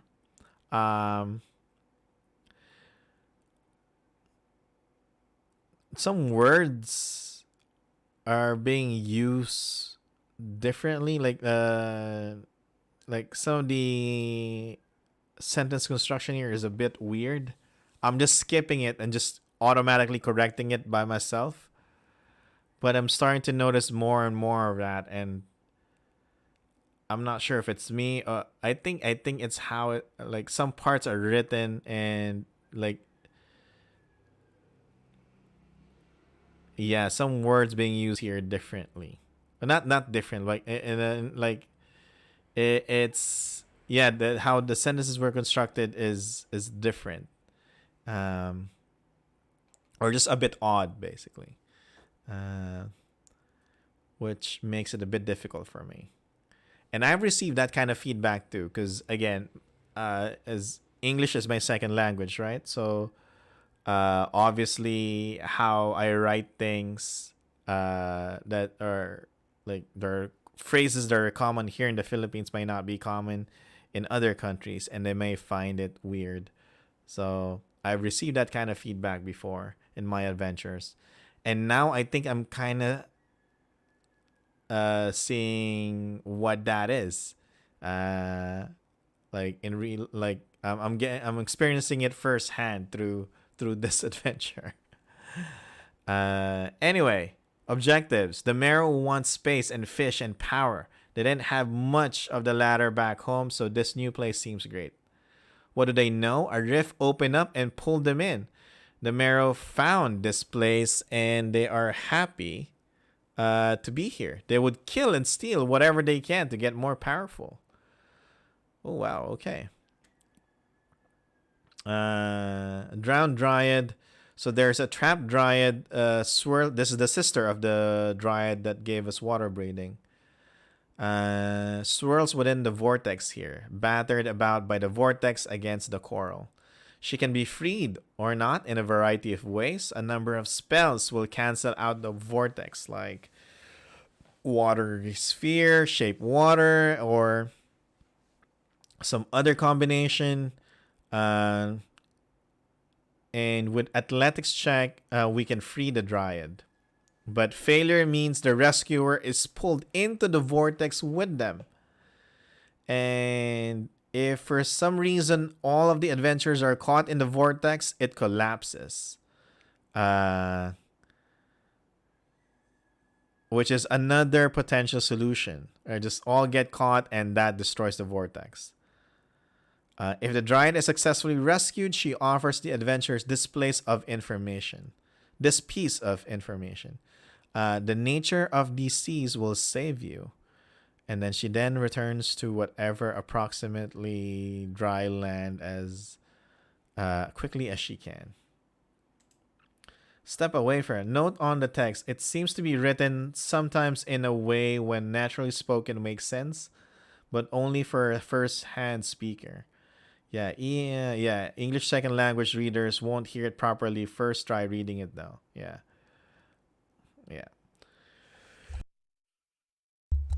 That's what I'm saying. So I'm kind of when I see the some of the phrasing that is a bit weird to me, I'll just autocorrect it as I read it. But I'm seeing more and more of it, and that's why now I'm pointing it out. Area 4, Darker Depths. Okay. The flow of water grows forceful as the coral tunnel narrows, moving into the spiral at the speed of 30 feet per round against the adventurer's movement. The final chamber lies beyond Scene E, and characters with a passive perception of 11 or more notice the water flowing in is fresh. And we have some quippers that will basically try to eat us. And then we get to the last part, which is the ancient water. And this is where the wet rift is at that we must seal. By bringing it down to 0, or 1 pound of salt or 5 gallons of seawater will be enough to close the rift. Where are we gonna get that? Okay. If for some reason we have 1 pound of salt or 5 gallons of seawater, then we can close the rift. Is there a spell that can let us summon seawater? I know we can summon water, but I don't think it's seawater. So we have the corals here. Alright, I'm just checking to see if there's anything important that we need or we can skip through this. So we have the wet rift. Once the rift reaches 0 hit points, it collapses in a violent swirling portal. And same thing as the Zephyr Rift, we get teleported back to the center, to the square where the statue of Corellian is at. Also point, just because you noted a nice new word, sometimes it's better to just use familiar words instead of using fancy one just because you know one. Yeah, I'm not really like that. I think one thing that I think that helped me become a successful adventure writer is because I use a lot of common words, not on purpose, but because I don't know a lot of fancy words. So it feels so it's like I just write it in a way that I would easily understand it, and in a way it for people reading the adventure, it makes it easy to read and understand as well. So they get a better experience in reading the adventure. So that's why it's not intentional. It's just that I don't have a wide vocabulary, but sometimes I do get not jealous, but I feel like I want to use some of these cool words that I learned too, right? So it feels like when I write an adventure, I would love it to be like a lot of like 95% or 98% will be like words, sentences, phrases that are easy to understand, and then sprinkled with like two or three fancy words, just just for design. It's not really, yeah, it's not to make people know that I have a like good vocabulary, but just to add some sparkle to the writing. That's it. Just a little flavor, exactly. Just like some glitter in that uh paragraph. Yeah, that's how I would do it. But if there's like 20 or so like super fancy words there, that are that you have to Google the meaning and stuff, that's gonna be a problem. Yeah. Alchemy jug, can alchemy jug yeah, just put in pepper and not glitter, because glitter is shiny and tastes. Hey, does glitter taste bad? I don't know, right? Do you notice it tastes bad when I eat? Like, we just assume that we eat like glitter, right? Yeah, it's a bit of pepper, right? Okay. Alchemy jug. Let's see if alchemy jug can produce like seawater.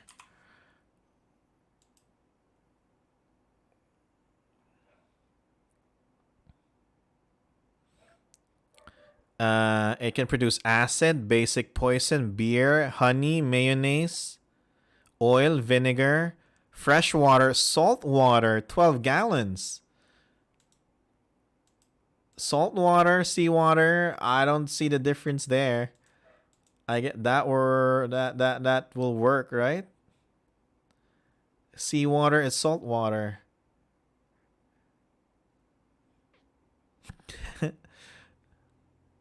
So that should work. If I'm the dungeon master, I'll let it work. Yeah. So if you have an alchemy jug, yeah, there's not enough adventures where alchemy jug can shine, except for like taverns and like drinking contests, and you need, yeah, beer, or adventures trying to brag about the mayonnaise that they produce, and that's it. The library. Okay, what do we have here? Start with area 1, then 2 or 3 or 4, and then 5. Okay. Dark bookcases loom in place of walls. And stained glass ceilings depicting a wide variety of autumn-themed fae at a feast. However, the feast has turned vicious, with the game returned to unlife. Oh, zombie deer bite the necks of would-be diners. And even the fruit has amalgamated and become carnivorous. The scent of meat and sugar wafts through the halls. Okay. Unlimited mayonnaise spell, and I'm set for life, brother. Oh, man. I don't know. I'm not really a fan of mayonnaise. No. It's just a little bit. So on a hot dog sandwich, here it's usually mayonnaise and ketchup. We don't use. It's very rare that you use mustard on a hot dog sandwich, right?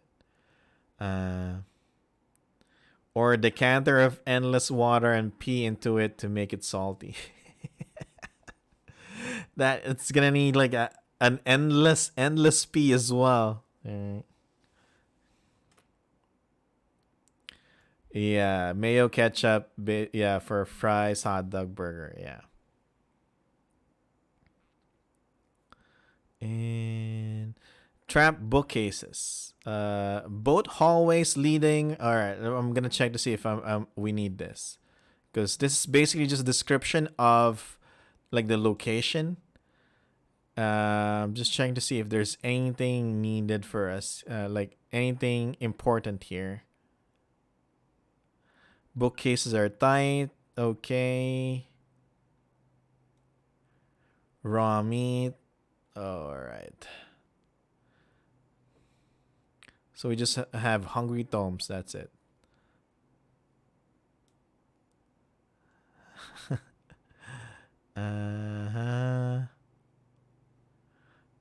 State sorcerer with a side of parchment. Yeah. This room, hidden woes. This room appears to have ransacked someone seeking a particular item but failing to find it. Books are scattered about, and again, we're trying to skip some stuff here. The culprit is a satyr named Rain Blossom.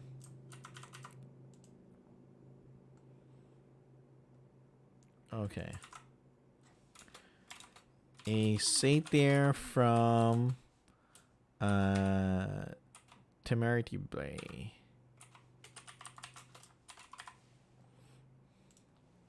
Was become permanently invisible after eating some food in the library and has been stuck like this for some time. Oh, what are we gonna do? There's a hidden passage. Or behind a treatise of proper gelatin recipes is a door. Finding the door requires investigation check. It opens easily, but doing so unleashes a glyph of warding, explosive runes, oh no, and leads to Area 5. Okay. The satyr is here. Rain Blossom is trying to figure out how to get out without getting eaten and how to become visible. Both goals seem to contradict one another right now. Yep. Rain Blossom is loyal but low tier servant. Yeah, see, this is what I'm talking about. Rain Blossom is a loyal but oh no, never mind. I'm the one that's wrong there. Is a loyal but low tier servant of this autumn court, but he would like to stay that way. Responsibility isn't his thing. Okay. Rain Blossom is aware that some changes have taken place recently, as the books didn't bite before, but he didn't know much. Assuming that the party can speak to Rain Blossom, he promises to help them find the secret passage in the room if they help the satyr. And that's it. There's a foul kitchen here. We have oily remnants sizzle and pop on stone ovens lit by burning runes. A sticky, dripping sound comes from somewhere in the room. Meat and vegetables lie scattered about in various states of freshness and decomposition. Characters with a passive perception of 14 or greater notice a gelatinous mass on the ceiling.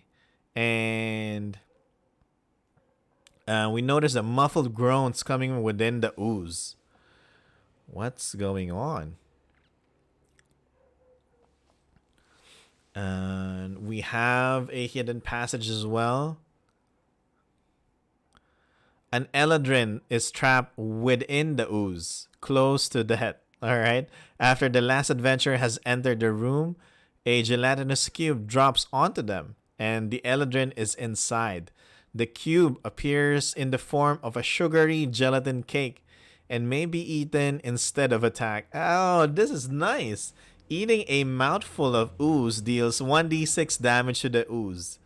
A character who eats more than 10 hit points worth of ooze must make a saving throw or gain the sick. What is the sickened condition? There's no sickened condition. I'm assuming this is poison condition. Yeah.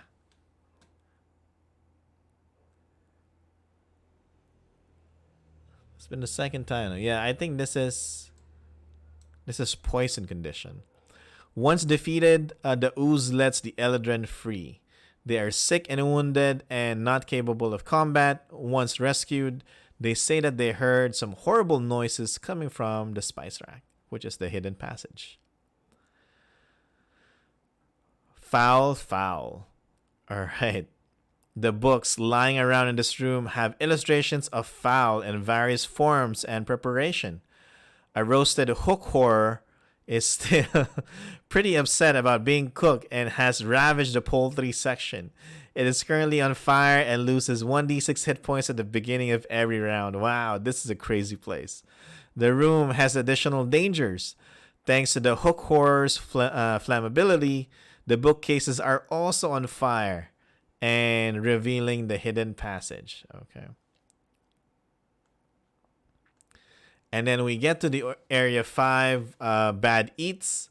A chaos rift threatens to overwhelm the most beautiful section of the library, housing mostly recipes for aromatics and drinks.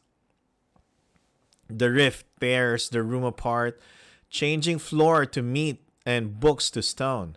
Defending the rift is a strange noodle recipe involving tomatoes and meatballs come to life. All right, we're fighting spaghetti. The noodles devoured the other. Wait, where is that? There's like an animated meatball character, right?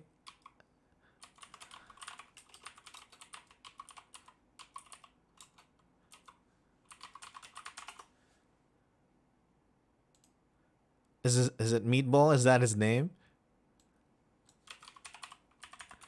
I'm trying to search for it. Yeah, from Aquaforce. Meatwad. Meatwad, yeah. Like search Google image Meatwad or Aquatine Hunger Force. This is in Toonami. Cartoon Network. Yeah.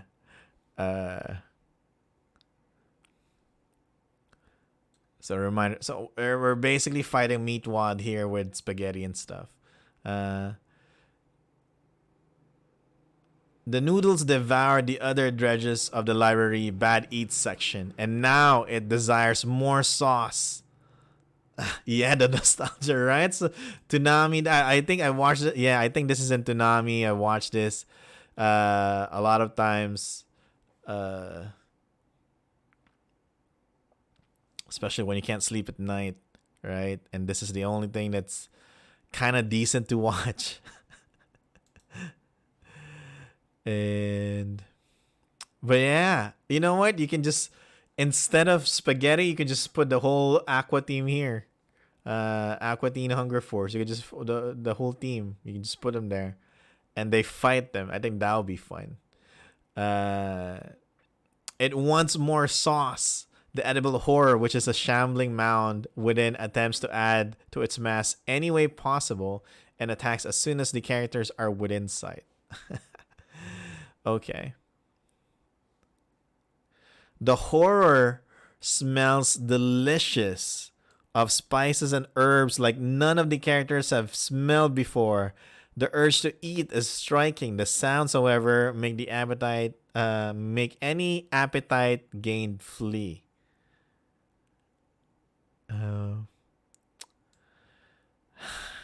Okay. Slurping and wet slapping make a moist mess. So can we also eat this? I'm assuming it's an edible horror. We can also eat it like the chocolate gelatinous cube. The edible horror is a terrifying mass of living food that craves the flesh of the living. But it doesn't say that we can eat it. But it does say that it's edible. So that means we can eat it. All right. We're going to decide that we can eat this shambling mound. All right. So some suggestions how to fight it. Adjust the stats. Okay. And then you have... Oh, what's this? Characters with the brewer's tools or cooking utensils proficiency may make a investigation check to find ingredients nearby helpful in defeating the noodle creatures such as milk, vinegar, and wine. Applying any of these ingredients to the horror reduces its AC by 2. Oh man. So you add wine to you add vinegar to spaghetti and milk. Oh. Okay.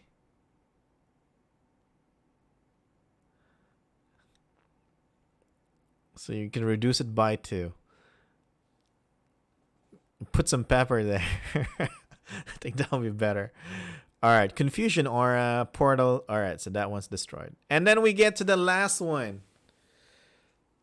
The residences. What's here? So we go with area 1, then area 2, or 3, or 4, and then 5. That's the last part. Remember, we're only supposed to close 2 rifts, but of course we're reading all of them. All right.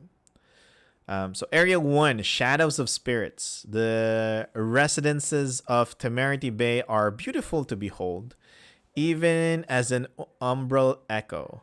The word echo is doubtly applicable for the spirits roaming the streets. Not ghosts, the spirits are impressions of the Fae and Eladrin who resided here.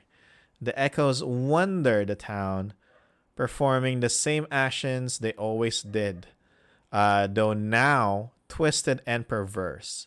Summoning foods. So foods, wow, that's a lot of food.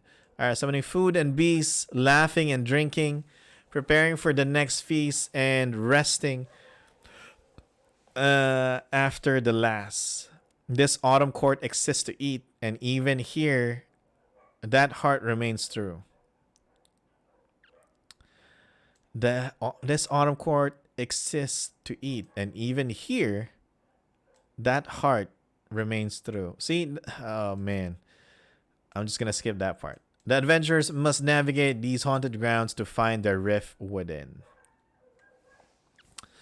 The town is only 4 streets and 5 standing and have 5 standing buildings. Each of the buildings only has like an active floor, and the rest are but shadows. The streets are 20 feet wide, cobbled, and show little sign of wear. There's a red moon here. Simmers behind wisp of midnight cloud. There's no wind, yet shadows move even when the trees do not. Darkness reigns even where torches are lit. Characters with dark vision have their sight range half, and all light spells emit only half of their normal distances. Wood creaks as shadows trod umbral floors. Whispers slither from corners and doorways, their words cold and dreadful. Okay. Is Aod home? Aod's house is here. Okay. 60-foot tall, spiraling crystal structure juts from a once vibrant garden. The shadows of flowers and vines twist against once gleaming structure. We're just gonna skip some part here. So we have diaries and memoirs of apparently the same person named Aod, but the narrative is inconsistent and may be fictional. No page agrees with another. Okay.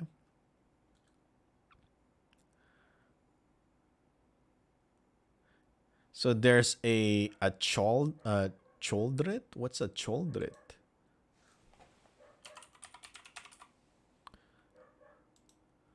A choldrit is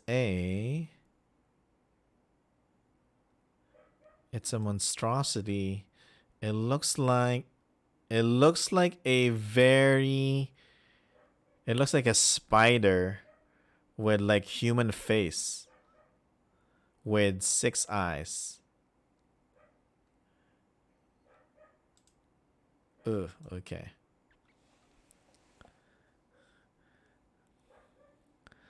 Area 3, voice complaints. So we have a plaza here. This form is surrounded by linteled columns.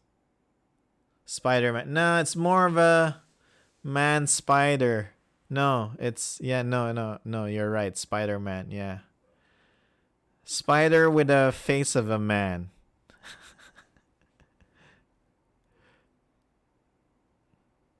Okay. The forum is host to deadly phantasms. 2 ghosts lurk within the columns, striking out at whoever comes close. The ghosts are fell echoes of the Fae who resided here, and they are not truly undead, but negative energy constructs who function the same as undead. Wow, what? What did I just read? They are not truly undead, but they are negative energy constructs who function the same as undead. So they're the same as undead, but they're not undead. God. Okay. The ghosts blend with the non-hostile shades, taking full advantage of their incorporeal state and the dark to make hit and run attacks. Okay, so they basically attack us. And if we didn't get the Moon Touch Sword, we can get it here. Ah, how are we gonna read this? Will Google be able to help me with this? Nope. So we're not gonna. I cannot. I don't know how to pronounce it.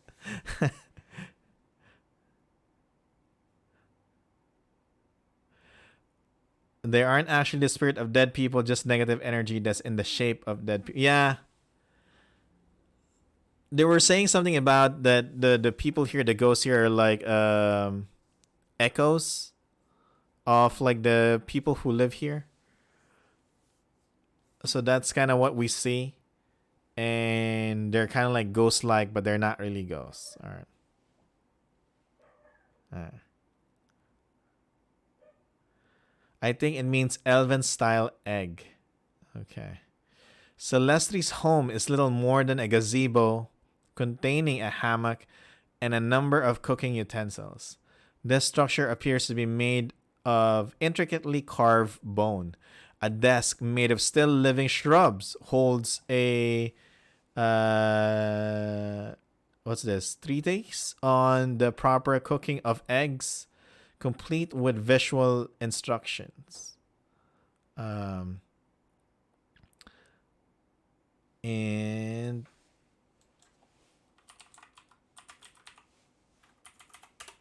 okay. Treatise. Okay. The treatise is real, but has been cursed by Uznazir's magic. Any character who examines the treatise must succeed against a charisma saving throw or begin reading the treatise aloud, dealing psychic damage to all characters that can hear that. The book is dull and painful, magically so. It's the worst book on cooking the adventurers have ever read. The reader may repeat the saving throw at the beginning of the following round. Success breaks the spell until the next buffoon opens the book and reads it. Okay. So we can do a silent spell to stop the psychic damage. If we're proficient in calligraphy or cooking tools, we gain an advantage in against the saving throw. So we don't take damage. And then we get to Area 5. Crimes of Theater.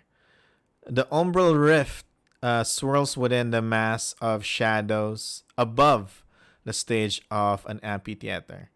Ghostly fae watch enthralled as the cosmos' worst play is enacted before them by shadowy players.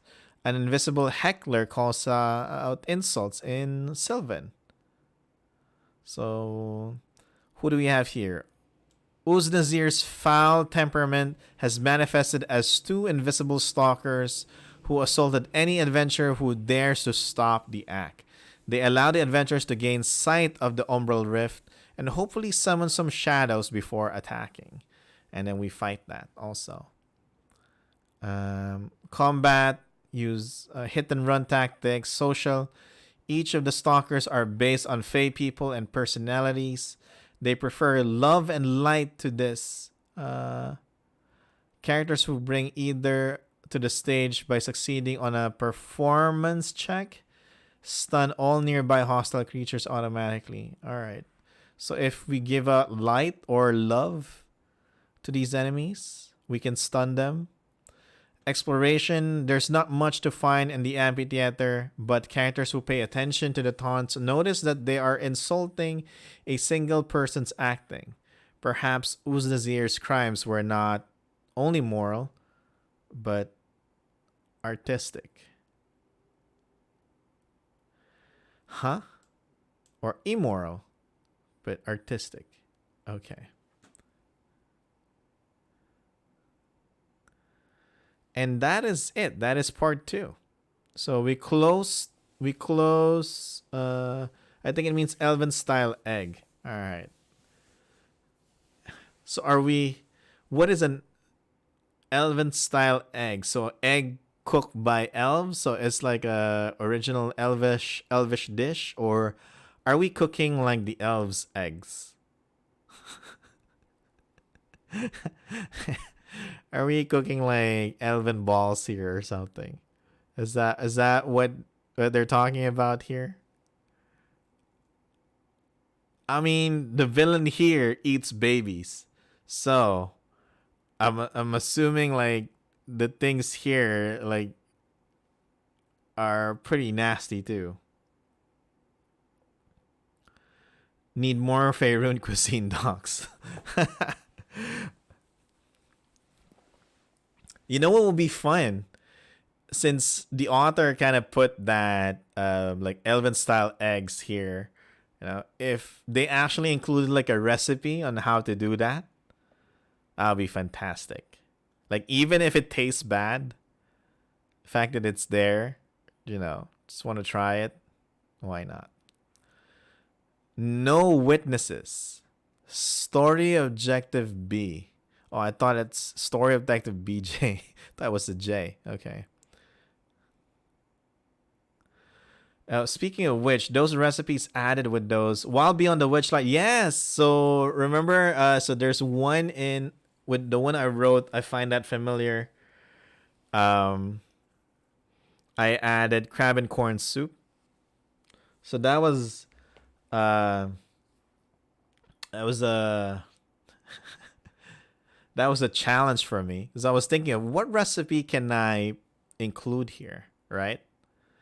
And then like the only thing I can think of was like crab and corn soup. And here we have um like an easy to make crab and corn soup. Like it's in a pack, like in a package.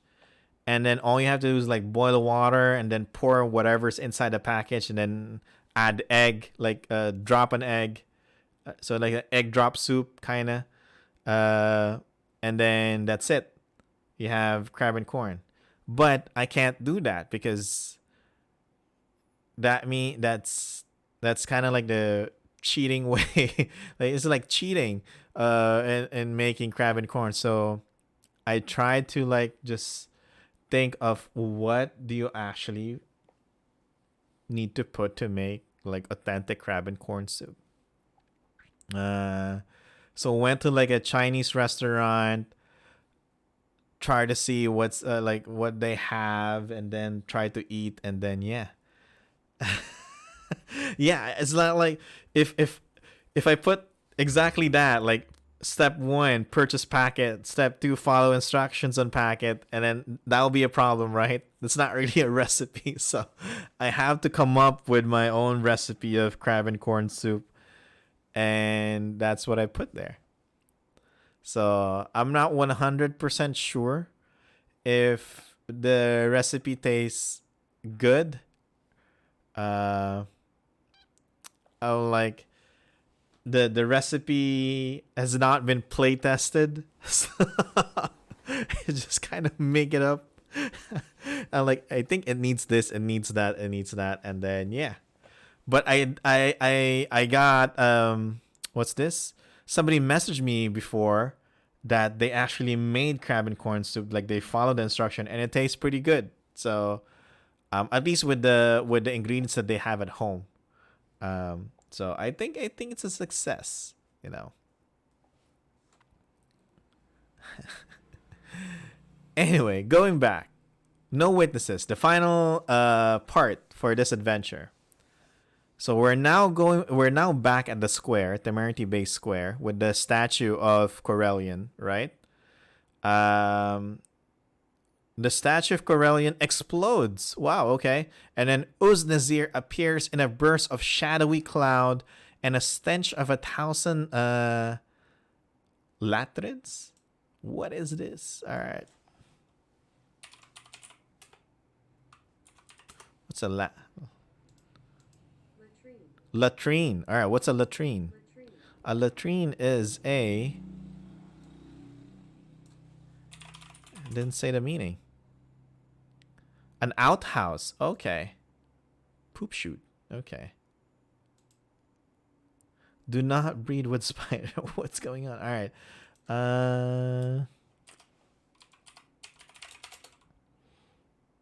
A poop shoot. Outhouse. Usually it's a board over a hole in the ground. Oh, got it. Got it. Got it. Okay. I know that. We have that here.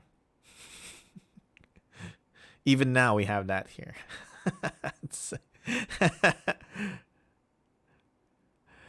And where was I? Stench of 1,000 latrines. All right. His clothes, while complex and fashionable in cut, are made of uncurled leather, and his teeth resemble an abandoned cemetery. I'm having a hard time imagining that. His teeth resembles an abandoned cemetery. I'm assuming there's no teeth. It's just like dark gums, like gray, black gums there, right? His hair is wild and unkempt, overgrown and filled with vermin. His eyes, he eyes the characters and declares, "You smell delicious, but I have other plans." And Uznazir would rather not fight the adventurers. That's boring, even though he's been trapped for a bit. He'd rather play a game and actually get some satisfaction. He issues a series of challenges. Let's look at the sidebar later. If the party wins, he will leave and never visit Temerity Bay again, including bonus objective A, okay? If Uznazir wins, he gets to take the Fae he has trapped here as servants for the Unseelie. Oh. All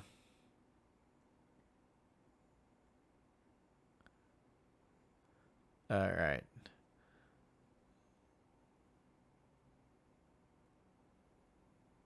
And this is a good approach. You know, instead of we're thinking of when we meet like the bad guy or like the main villain in an adventure, usually it goes into a fight, right? But here, instead of fighting, we have to participate in a game. Which is again, it's not common in adventures. So Uznazir wants Temerity Bay for himself. He can't take the region itself yet, but he'll start it with its citizens. If he could do the same to the Moonshaes, he'd do so, but he'll do with what he can. Okay. What do they know? So what does Uznazir know? He knows many secrets and truths, but won't really bother telling any of them. He hates almost everyone, especially the people he truly respects or desires. Despite this, he is well-traveled for a Fae. He offers tidbits and possible connections to powerful beings to the characters if they'll let them take Temerity Bay. I'm imagining Uznazir as like a Power Ranger villain. You know how they're like overly dressed with like super weird costume. That's what I think Uznazir looks like. So it's like a male version of Rita Repulsa. And probably it's like some weird clothing. That's what I'm seeing. So Uznazir wants to control the bay for himself. So let's play a game. But he knows the party will fight him for it. And that's a fight he might lose. Oh, he's actually being smart about this. Because at the beginning they're saying it might be boring. Might look like Ivan Ooze. You know what? Hey. I think that's where they're basing this from. Uznazir? Ivan Ooze? Oh man, I think we got it. And and a game, however, he's sure of winning. He offers a series of challenges as an alternative to beating the snot out of each other. The number of challenges is based on which quadrants were entered, regardless of whether the rift was ultimately sealed. When the adventurers defeat a challenge, Uznazir becomes hostile and demands another. If the party has only visited one quadrant, choose another challenge randomly from the list. And after the party has won 2 challenges, Uznazir concedes, and if they only win 1, he leaves but warns that he will return. Okay. Alright, so what's the first one? Took the Bay. Prove they can handle a party. Uznazir summons a powerful drink known as Liquid Pixie. I think I've heard this before. He pours 3 glasses and invites the adventurers to choose among them who will drink. Each character who drinks must make a Constitution saving throw or fall unconscious and gain the sicken or poison condition until they complete a short rest. If one character remains conscious, the players win this contest. Alright, so only one person needs to survive or make a save. Good. Next game. Picnic in the Park. Show Uznazir something beautiful. A dance, a painting, a person, or a landscape. As an Unsili, it's possible his view of beauty is something entirely opposite. Oh, there were phrases in the in episode 2 that will tell us can it help us win against Uznazir, right? Let's go back to that. Scroll up.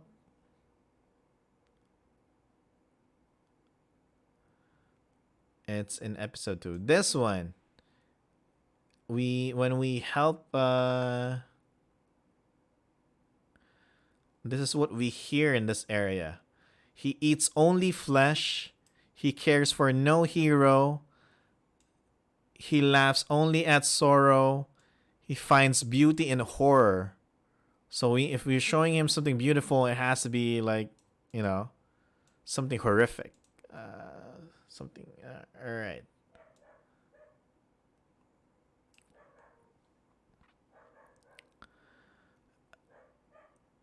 It's possible to view beauty as something entirely opposite to the average denizen of Toril.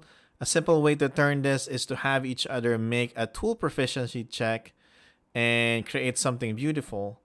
And if you succeed on that check, it's enough to make Uznazir see it as worthy, I guess.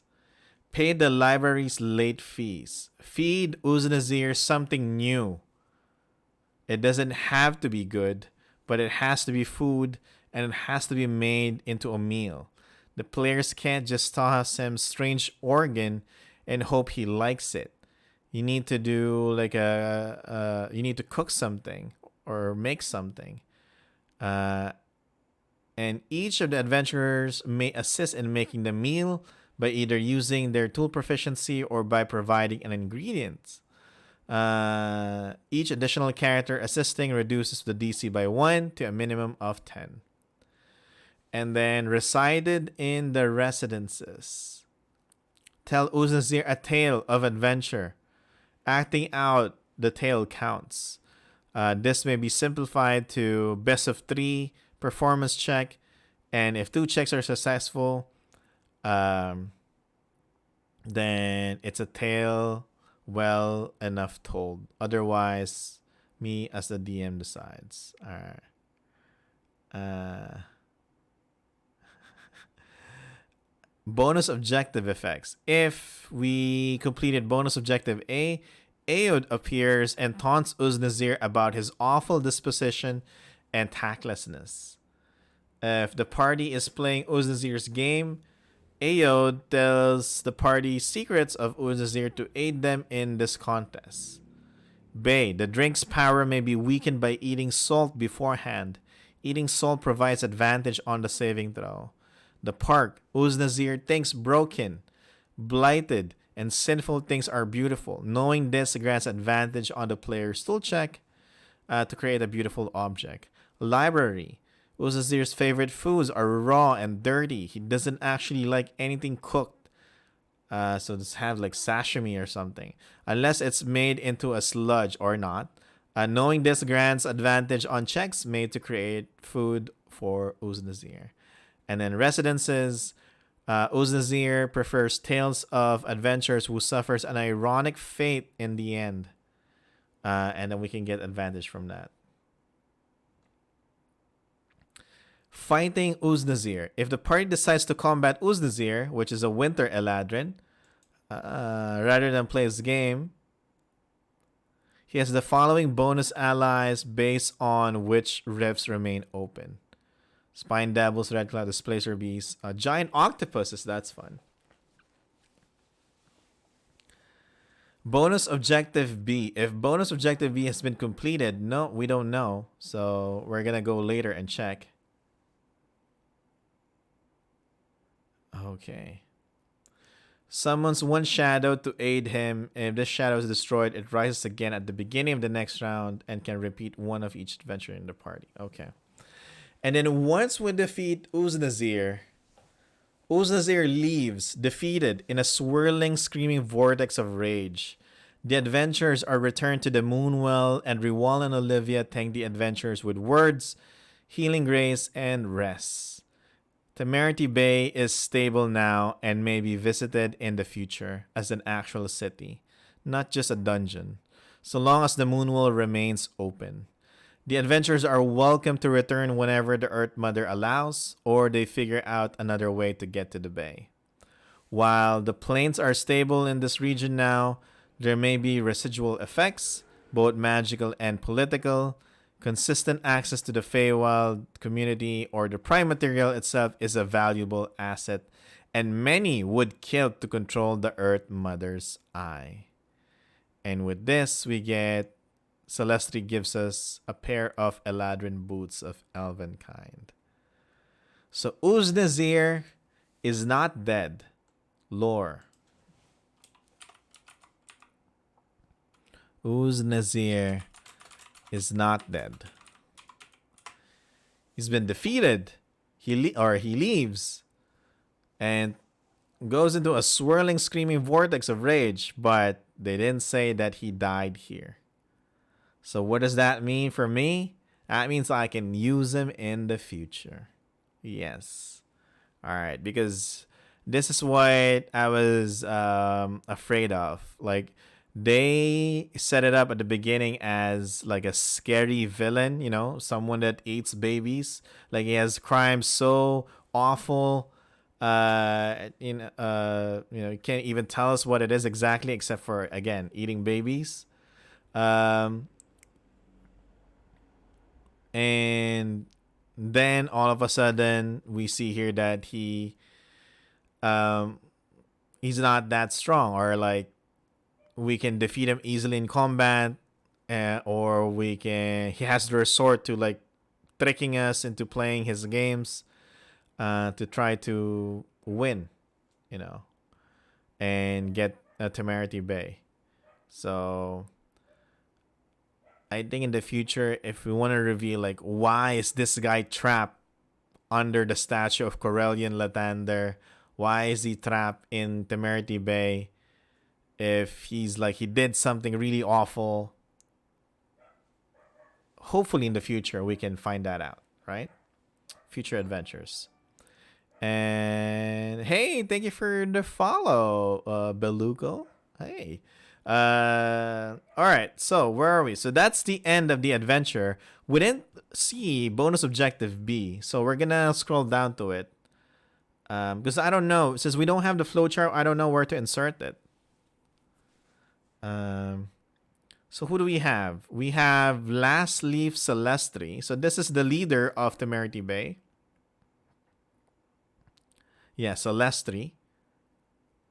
And standing a little over 5 foot, Celestri looks more like a birch tree than a human being. Hello, and welcome to Lore Academia. We just finished reading an adventure module, Moon6-2, Troubled Visions, and now we're just kind of going over like some like the appendices and get more information here.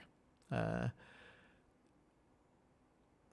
Brown and white lines run up and down his skin and clothes, which are themselves mere wisps of wood panels, soft as silk, with a sharp nose to match his hawkish features. Celestri is positively avian, even for an elf. To wit, sparrows flit to and from his shoulders at any given moment. When Celestri is attacked, the sparrows circle and angrily chirp. He carries no weapons but for the magics in his mind and soul. Unlike most Eladrins, Celestri rarely changes his appearance, believing his genius is better spent on crafting novel taste. That didn't connect well. All right. Celestri has risen to the top of this small community due to his exceptional 100-course menu, copied even by the Winter Court, if you believe the rumors. A culinary adventure, Celestri's Meals is a history of his life and travels amongst the plains, which frankly all have to do with food, so it is not quite as ingenious as he'd have you tell it. Like all of this Autumn Court, Celestri is naturally drawn to mortal meals, even animal ones, so long as they are grand in scale or novel in concept. Many of these recipes in the caves of cuisine are his, notably the mantibore. Oh, nice. An experiment in making manticores palatable. Okay. I'm new to the game and I don't speak English very well. Well, thank you. Welcome here. No problem.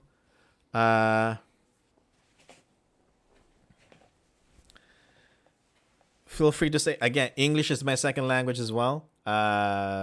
English is very common here in the Philippines. But yeah, if you notice my me having problems saying a lot of words or pausing for a moment, googling some definitions here, yeah, we can learn together, right? And so yeah. But what else do we have here? But this is good because Celestri is um if we want someone in the lore, or if we want something in future storylines where like the fate of the world um is gonna depend on like this special dish that needs to be made, or else everything will crumble. Somebody needs to find Celestri, right? Because Celestri knows a lot of recipes. And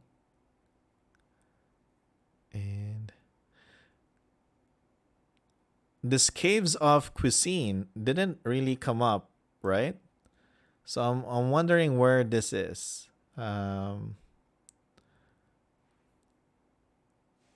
Is there anything else like? No, that's it. Yeah, it didn't really come up in the adventure. So I'm not sure if this is also in Temerity Bay or somewhere else. Yeah. Personality. One more animal should do the trick. I will make a meal so good it kills a god. See? This one. Yeah, exactly. I will make a meal so good it kills a god. My community is my core. My community follows me for a reason. That's her flaw? Okay. What's your quote? That's common? Are you sure you don't speak Elven? And then we have Marin Saliquan. Yeah, this is the person that I'm weirded out. Like, why is she in the area all of a sudden? So a little over 5'4", brown and gold braids wrapped tightly around her head. Marin looks for more serious than she actually is. Brown eyes, belie an elven shape. Without her ears, she might be confused for a traveler from Karatur. Then a half elf. And she seems almost mundane until you notice her skin tone changes with the weather.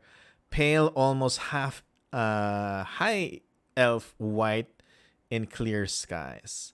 Oak brown during rain and almost black when it snows.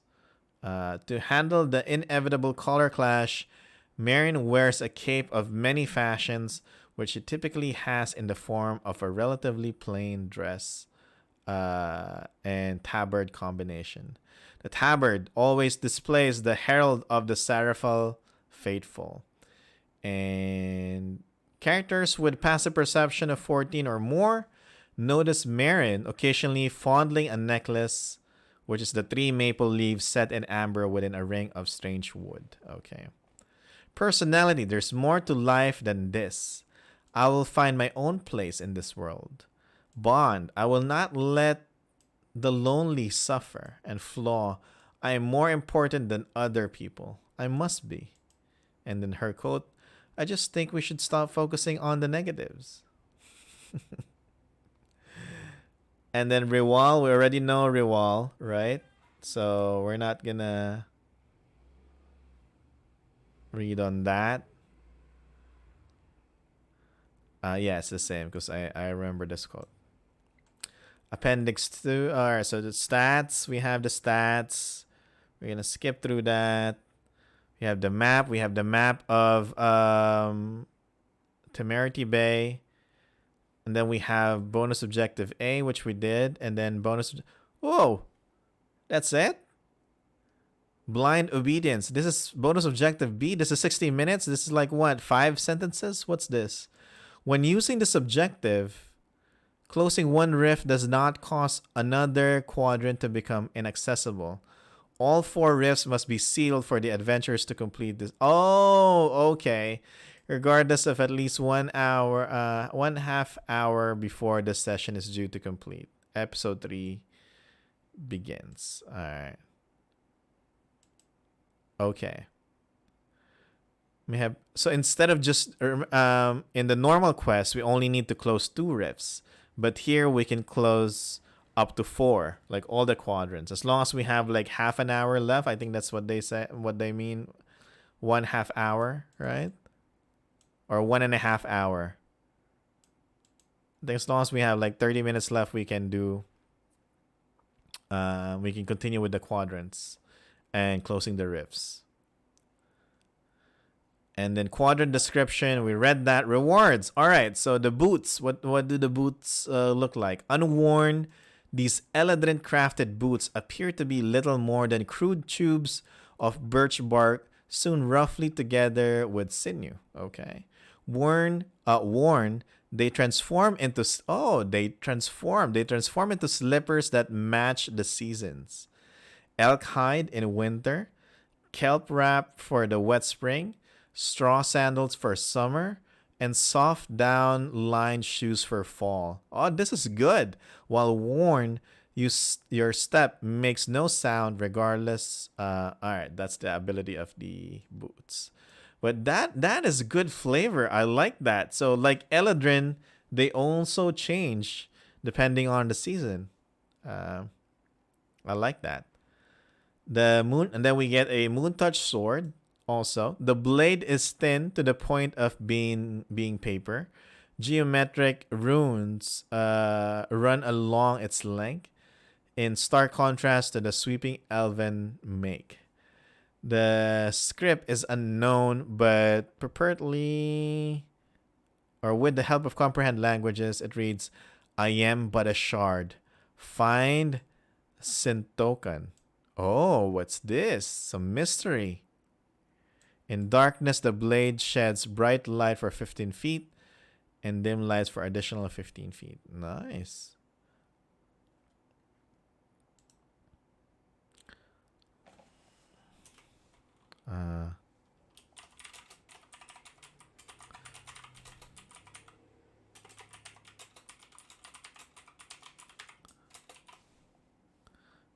Okay. I'll be able to use this in the future.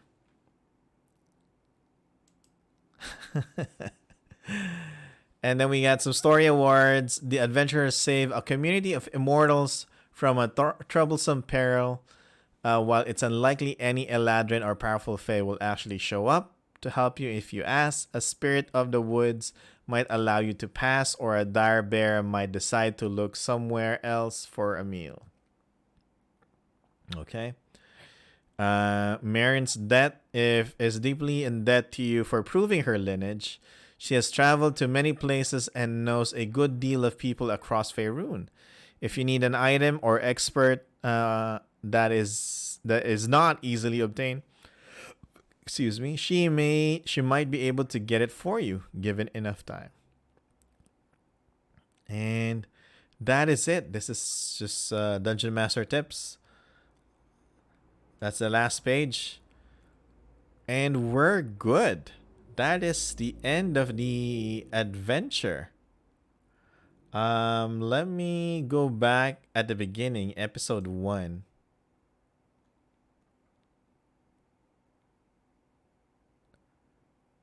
Okay. See here. There we go. Let's read this. Bonus objective A. Waiting on the Moonwell is Marin, a half-elf emissary from Sarafel Faithful, a group that encourages relations within the Fae. Marin has a request.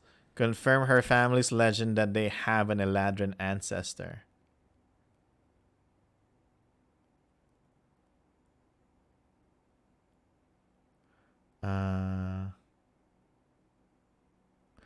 Lots of modules seem to be time sensitive, so given enough time will probably be impossible for quite a few modules you want to use the story award with. Yeah. Or if like the dungeon master is just gonna montage it, like, alright, so you need 5 days. Alright, this fast forward 5 days later, you have you get Marin's help. But I want to go back here to bonus objective A. Because again, I go back to my question, like, why is Marin here? Right? I know she wants to prove her lineage, right? But how did she get here? Like, why is she here in the Moonwell area in Rushdown Woods at this time? Like during this timeline, in the adventure. How did she get here? That's what I want to know. Was she sent here by the Druids because she's part of the Sarafel Faithful? And since we have a portal open, you know, she wants to make sure that the relationship between the Fae and the mortals, or the Fae and the people in the material plane, goes smoothly. Literally, I have a stone with a strange text, which I think is the name on it. I think it's proof that I'm a friggin' yeah. So you have that. So how did you get here? Like what? Like from wherever she was from, or like wherever she was before this adventure, how did she end up here? That's my question. Because this is like a random NPC. Like she has no purpose to be here, and then and then she's just here, and then she gives you like a side quest, and then that's it, right? She's not like Rewal's assistant, or Olivia's assistant, or like she's a squire, or like a, I don't know, a follower of that, like a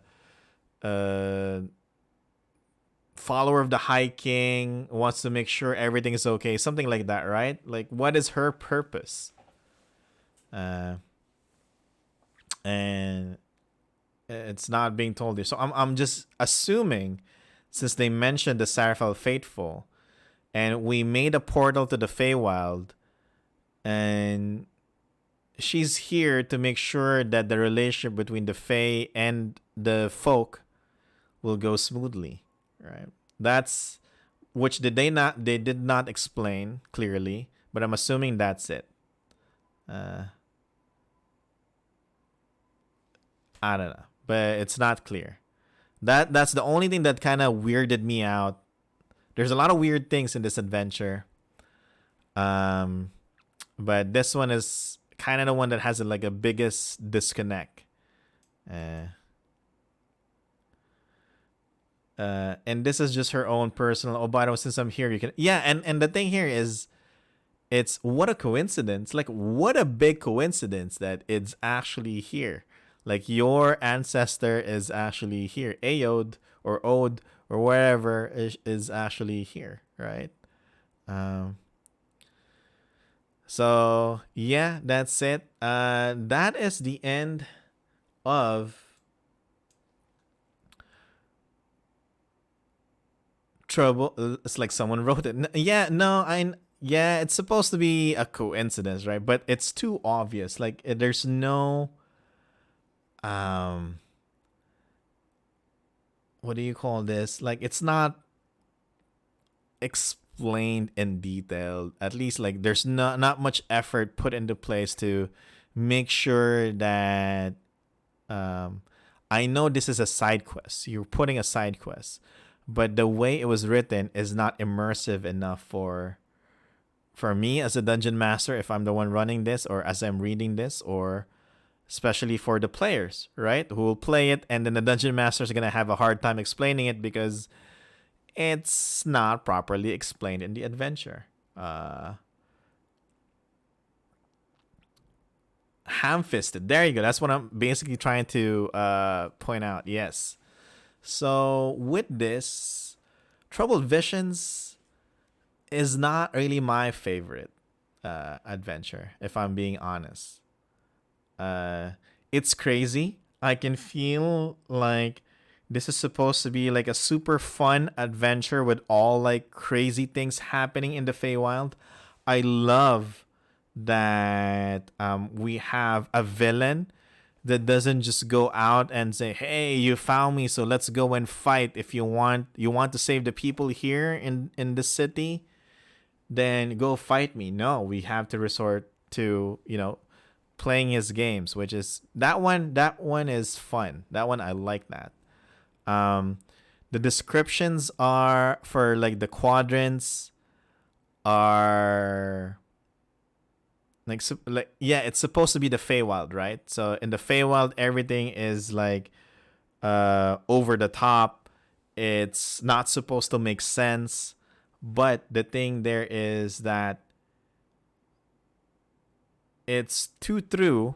It's too like, yeah, like it didn't make a lot of sense. The descriptions didn't make a lot of sense, or it's hard to imagine. It's hard to visualize in your head that it's just not as fun as it's supposed to be. That's what I think. So that's why I'm not a fan, or at least this is not my favorite adventure. But we saw the template on how the quadrants are. We also, this is part of a trilogy, and remember that we have the seers here, and the seers want us to open a portal because of a prophecy, right? This adventure did not connect back to that overarching theme, which is why that, like, connecting back to the prophecy that these seers are supposed to have. So or the prophecy that's supposed to happen. So like the seers are here just to give the quest, or just to be present at the location, and that's it. But there's really no... Yes, exactly. It feels like a filler episode between main arcs. So there's really... It didn't connect to like to the main, or again, the overarching story, to the main arc. Like, why... What is the connection of Uznazir with the prophecy?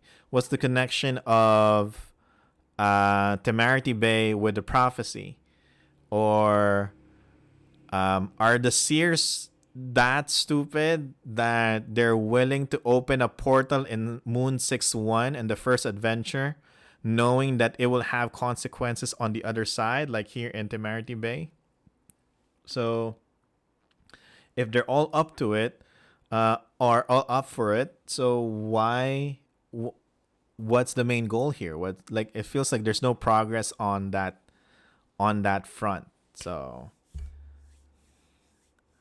this feels like a prototype while beyond the Witchlight module. Yeah. So if it's like a standalone adventure, I think it's gonna. I can see it being fun.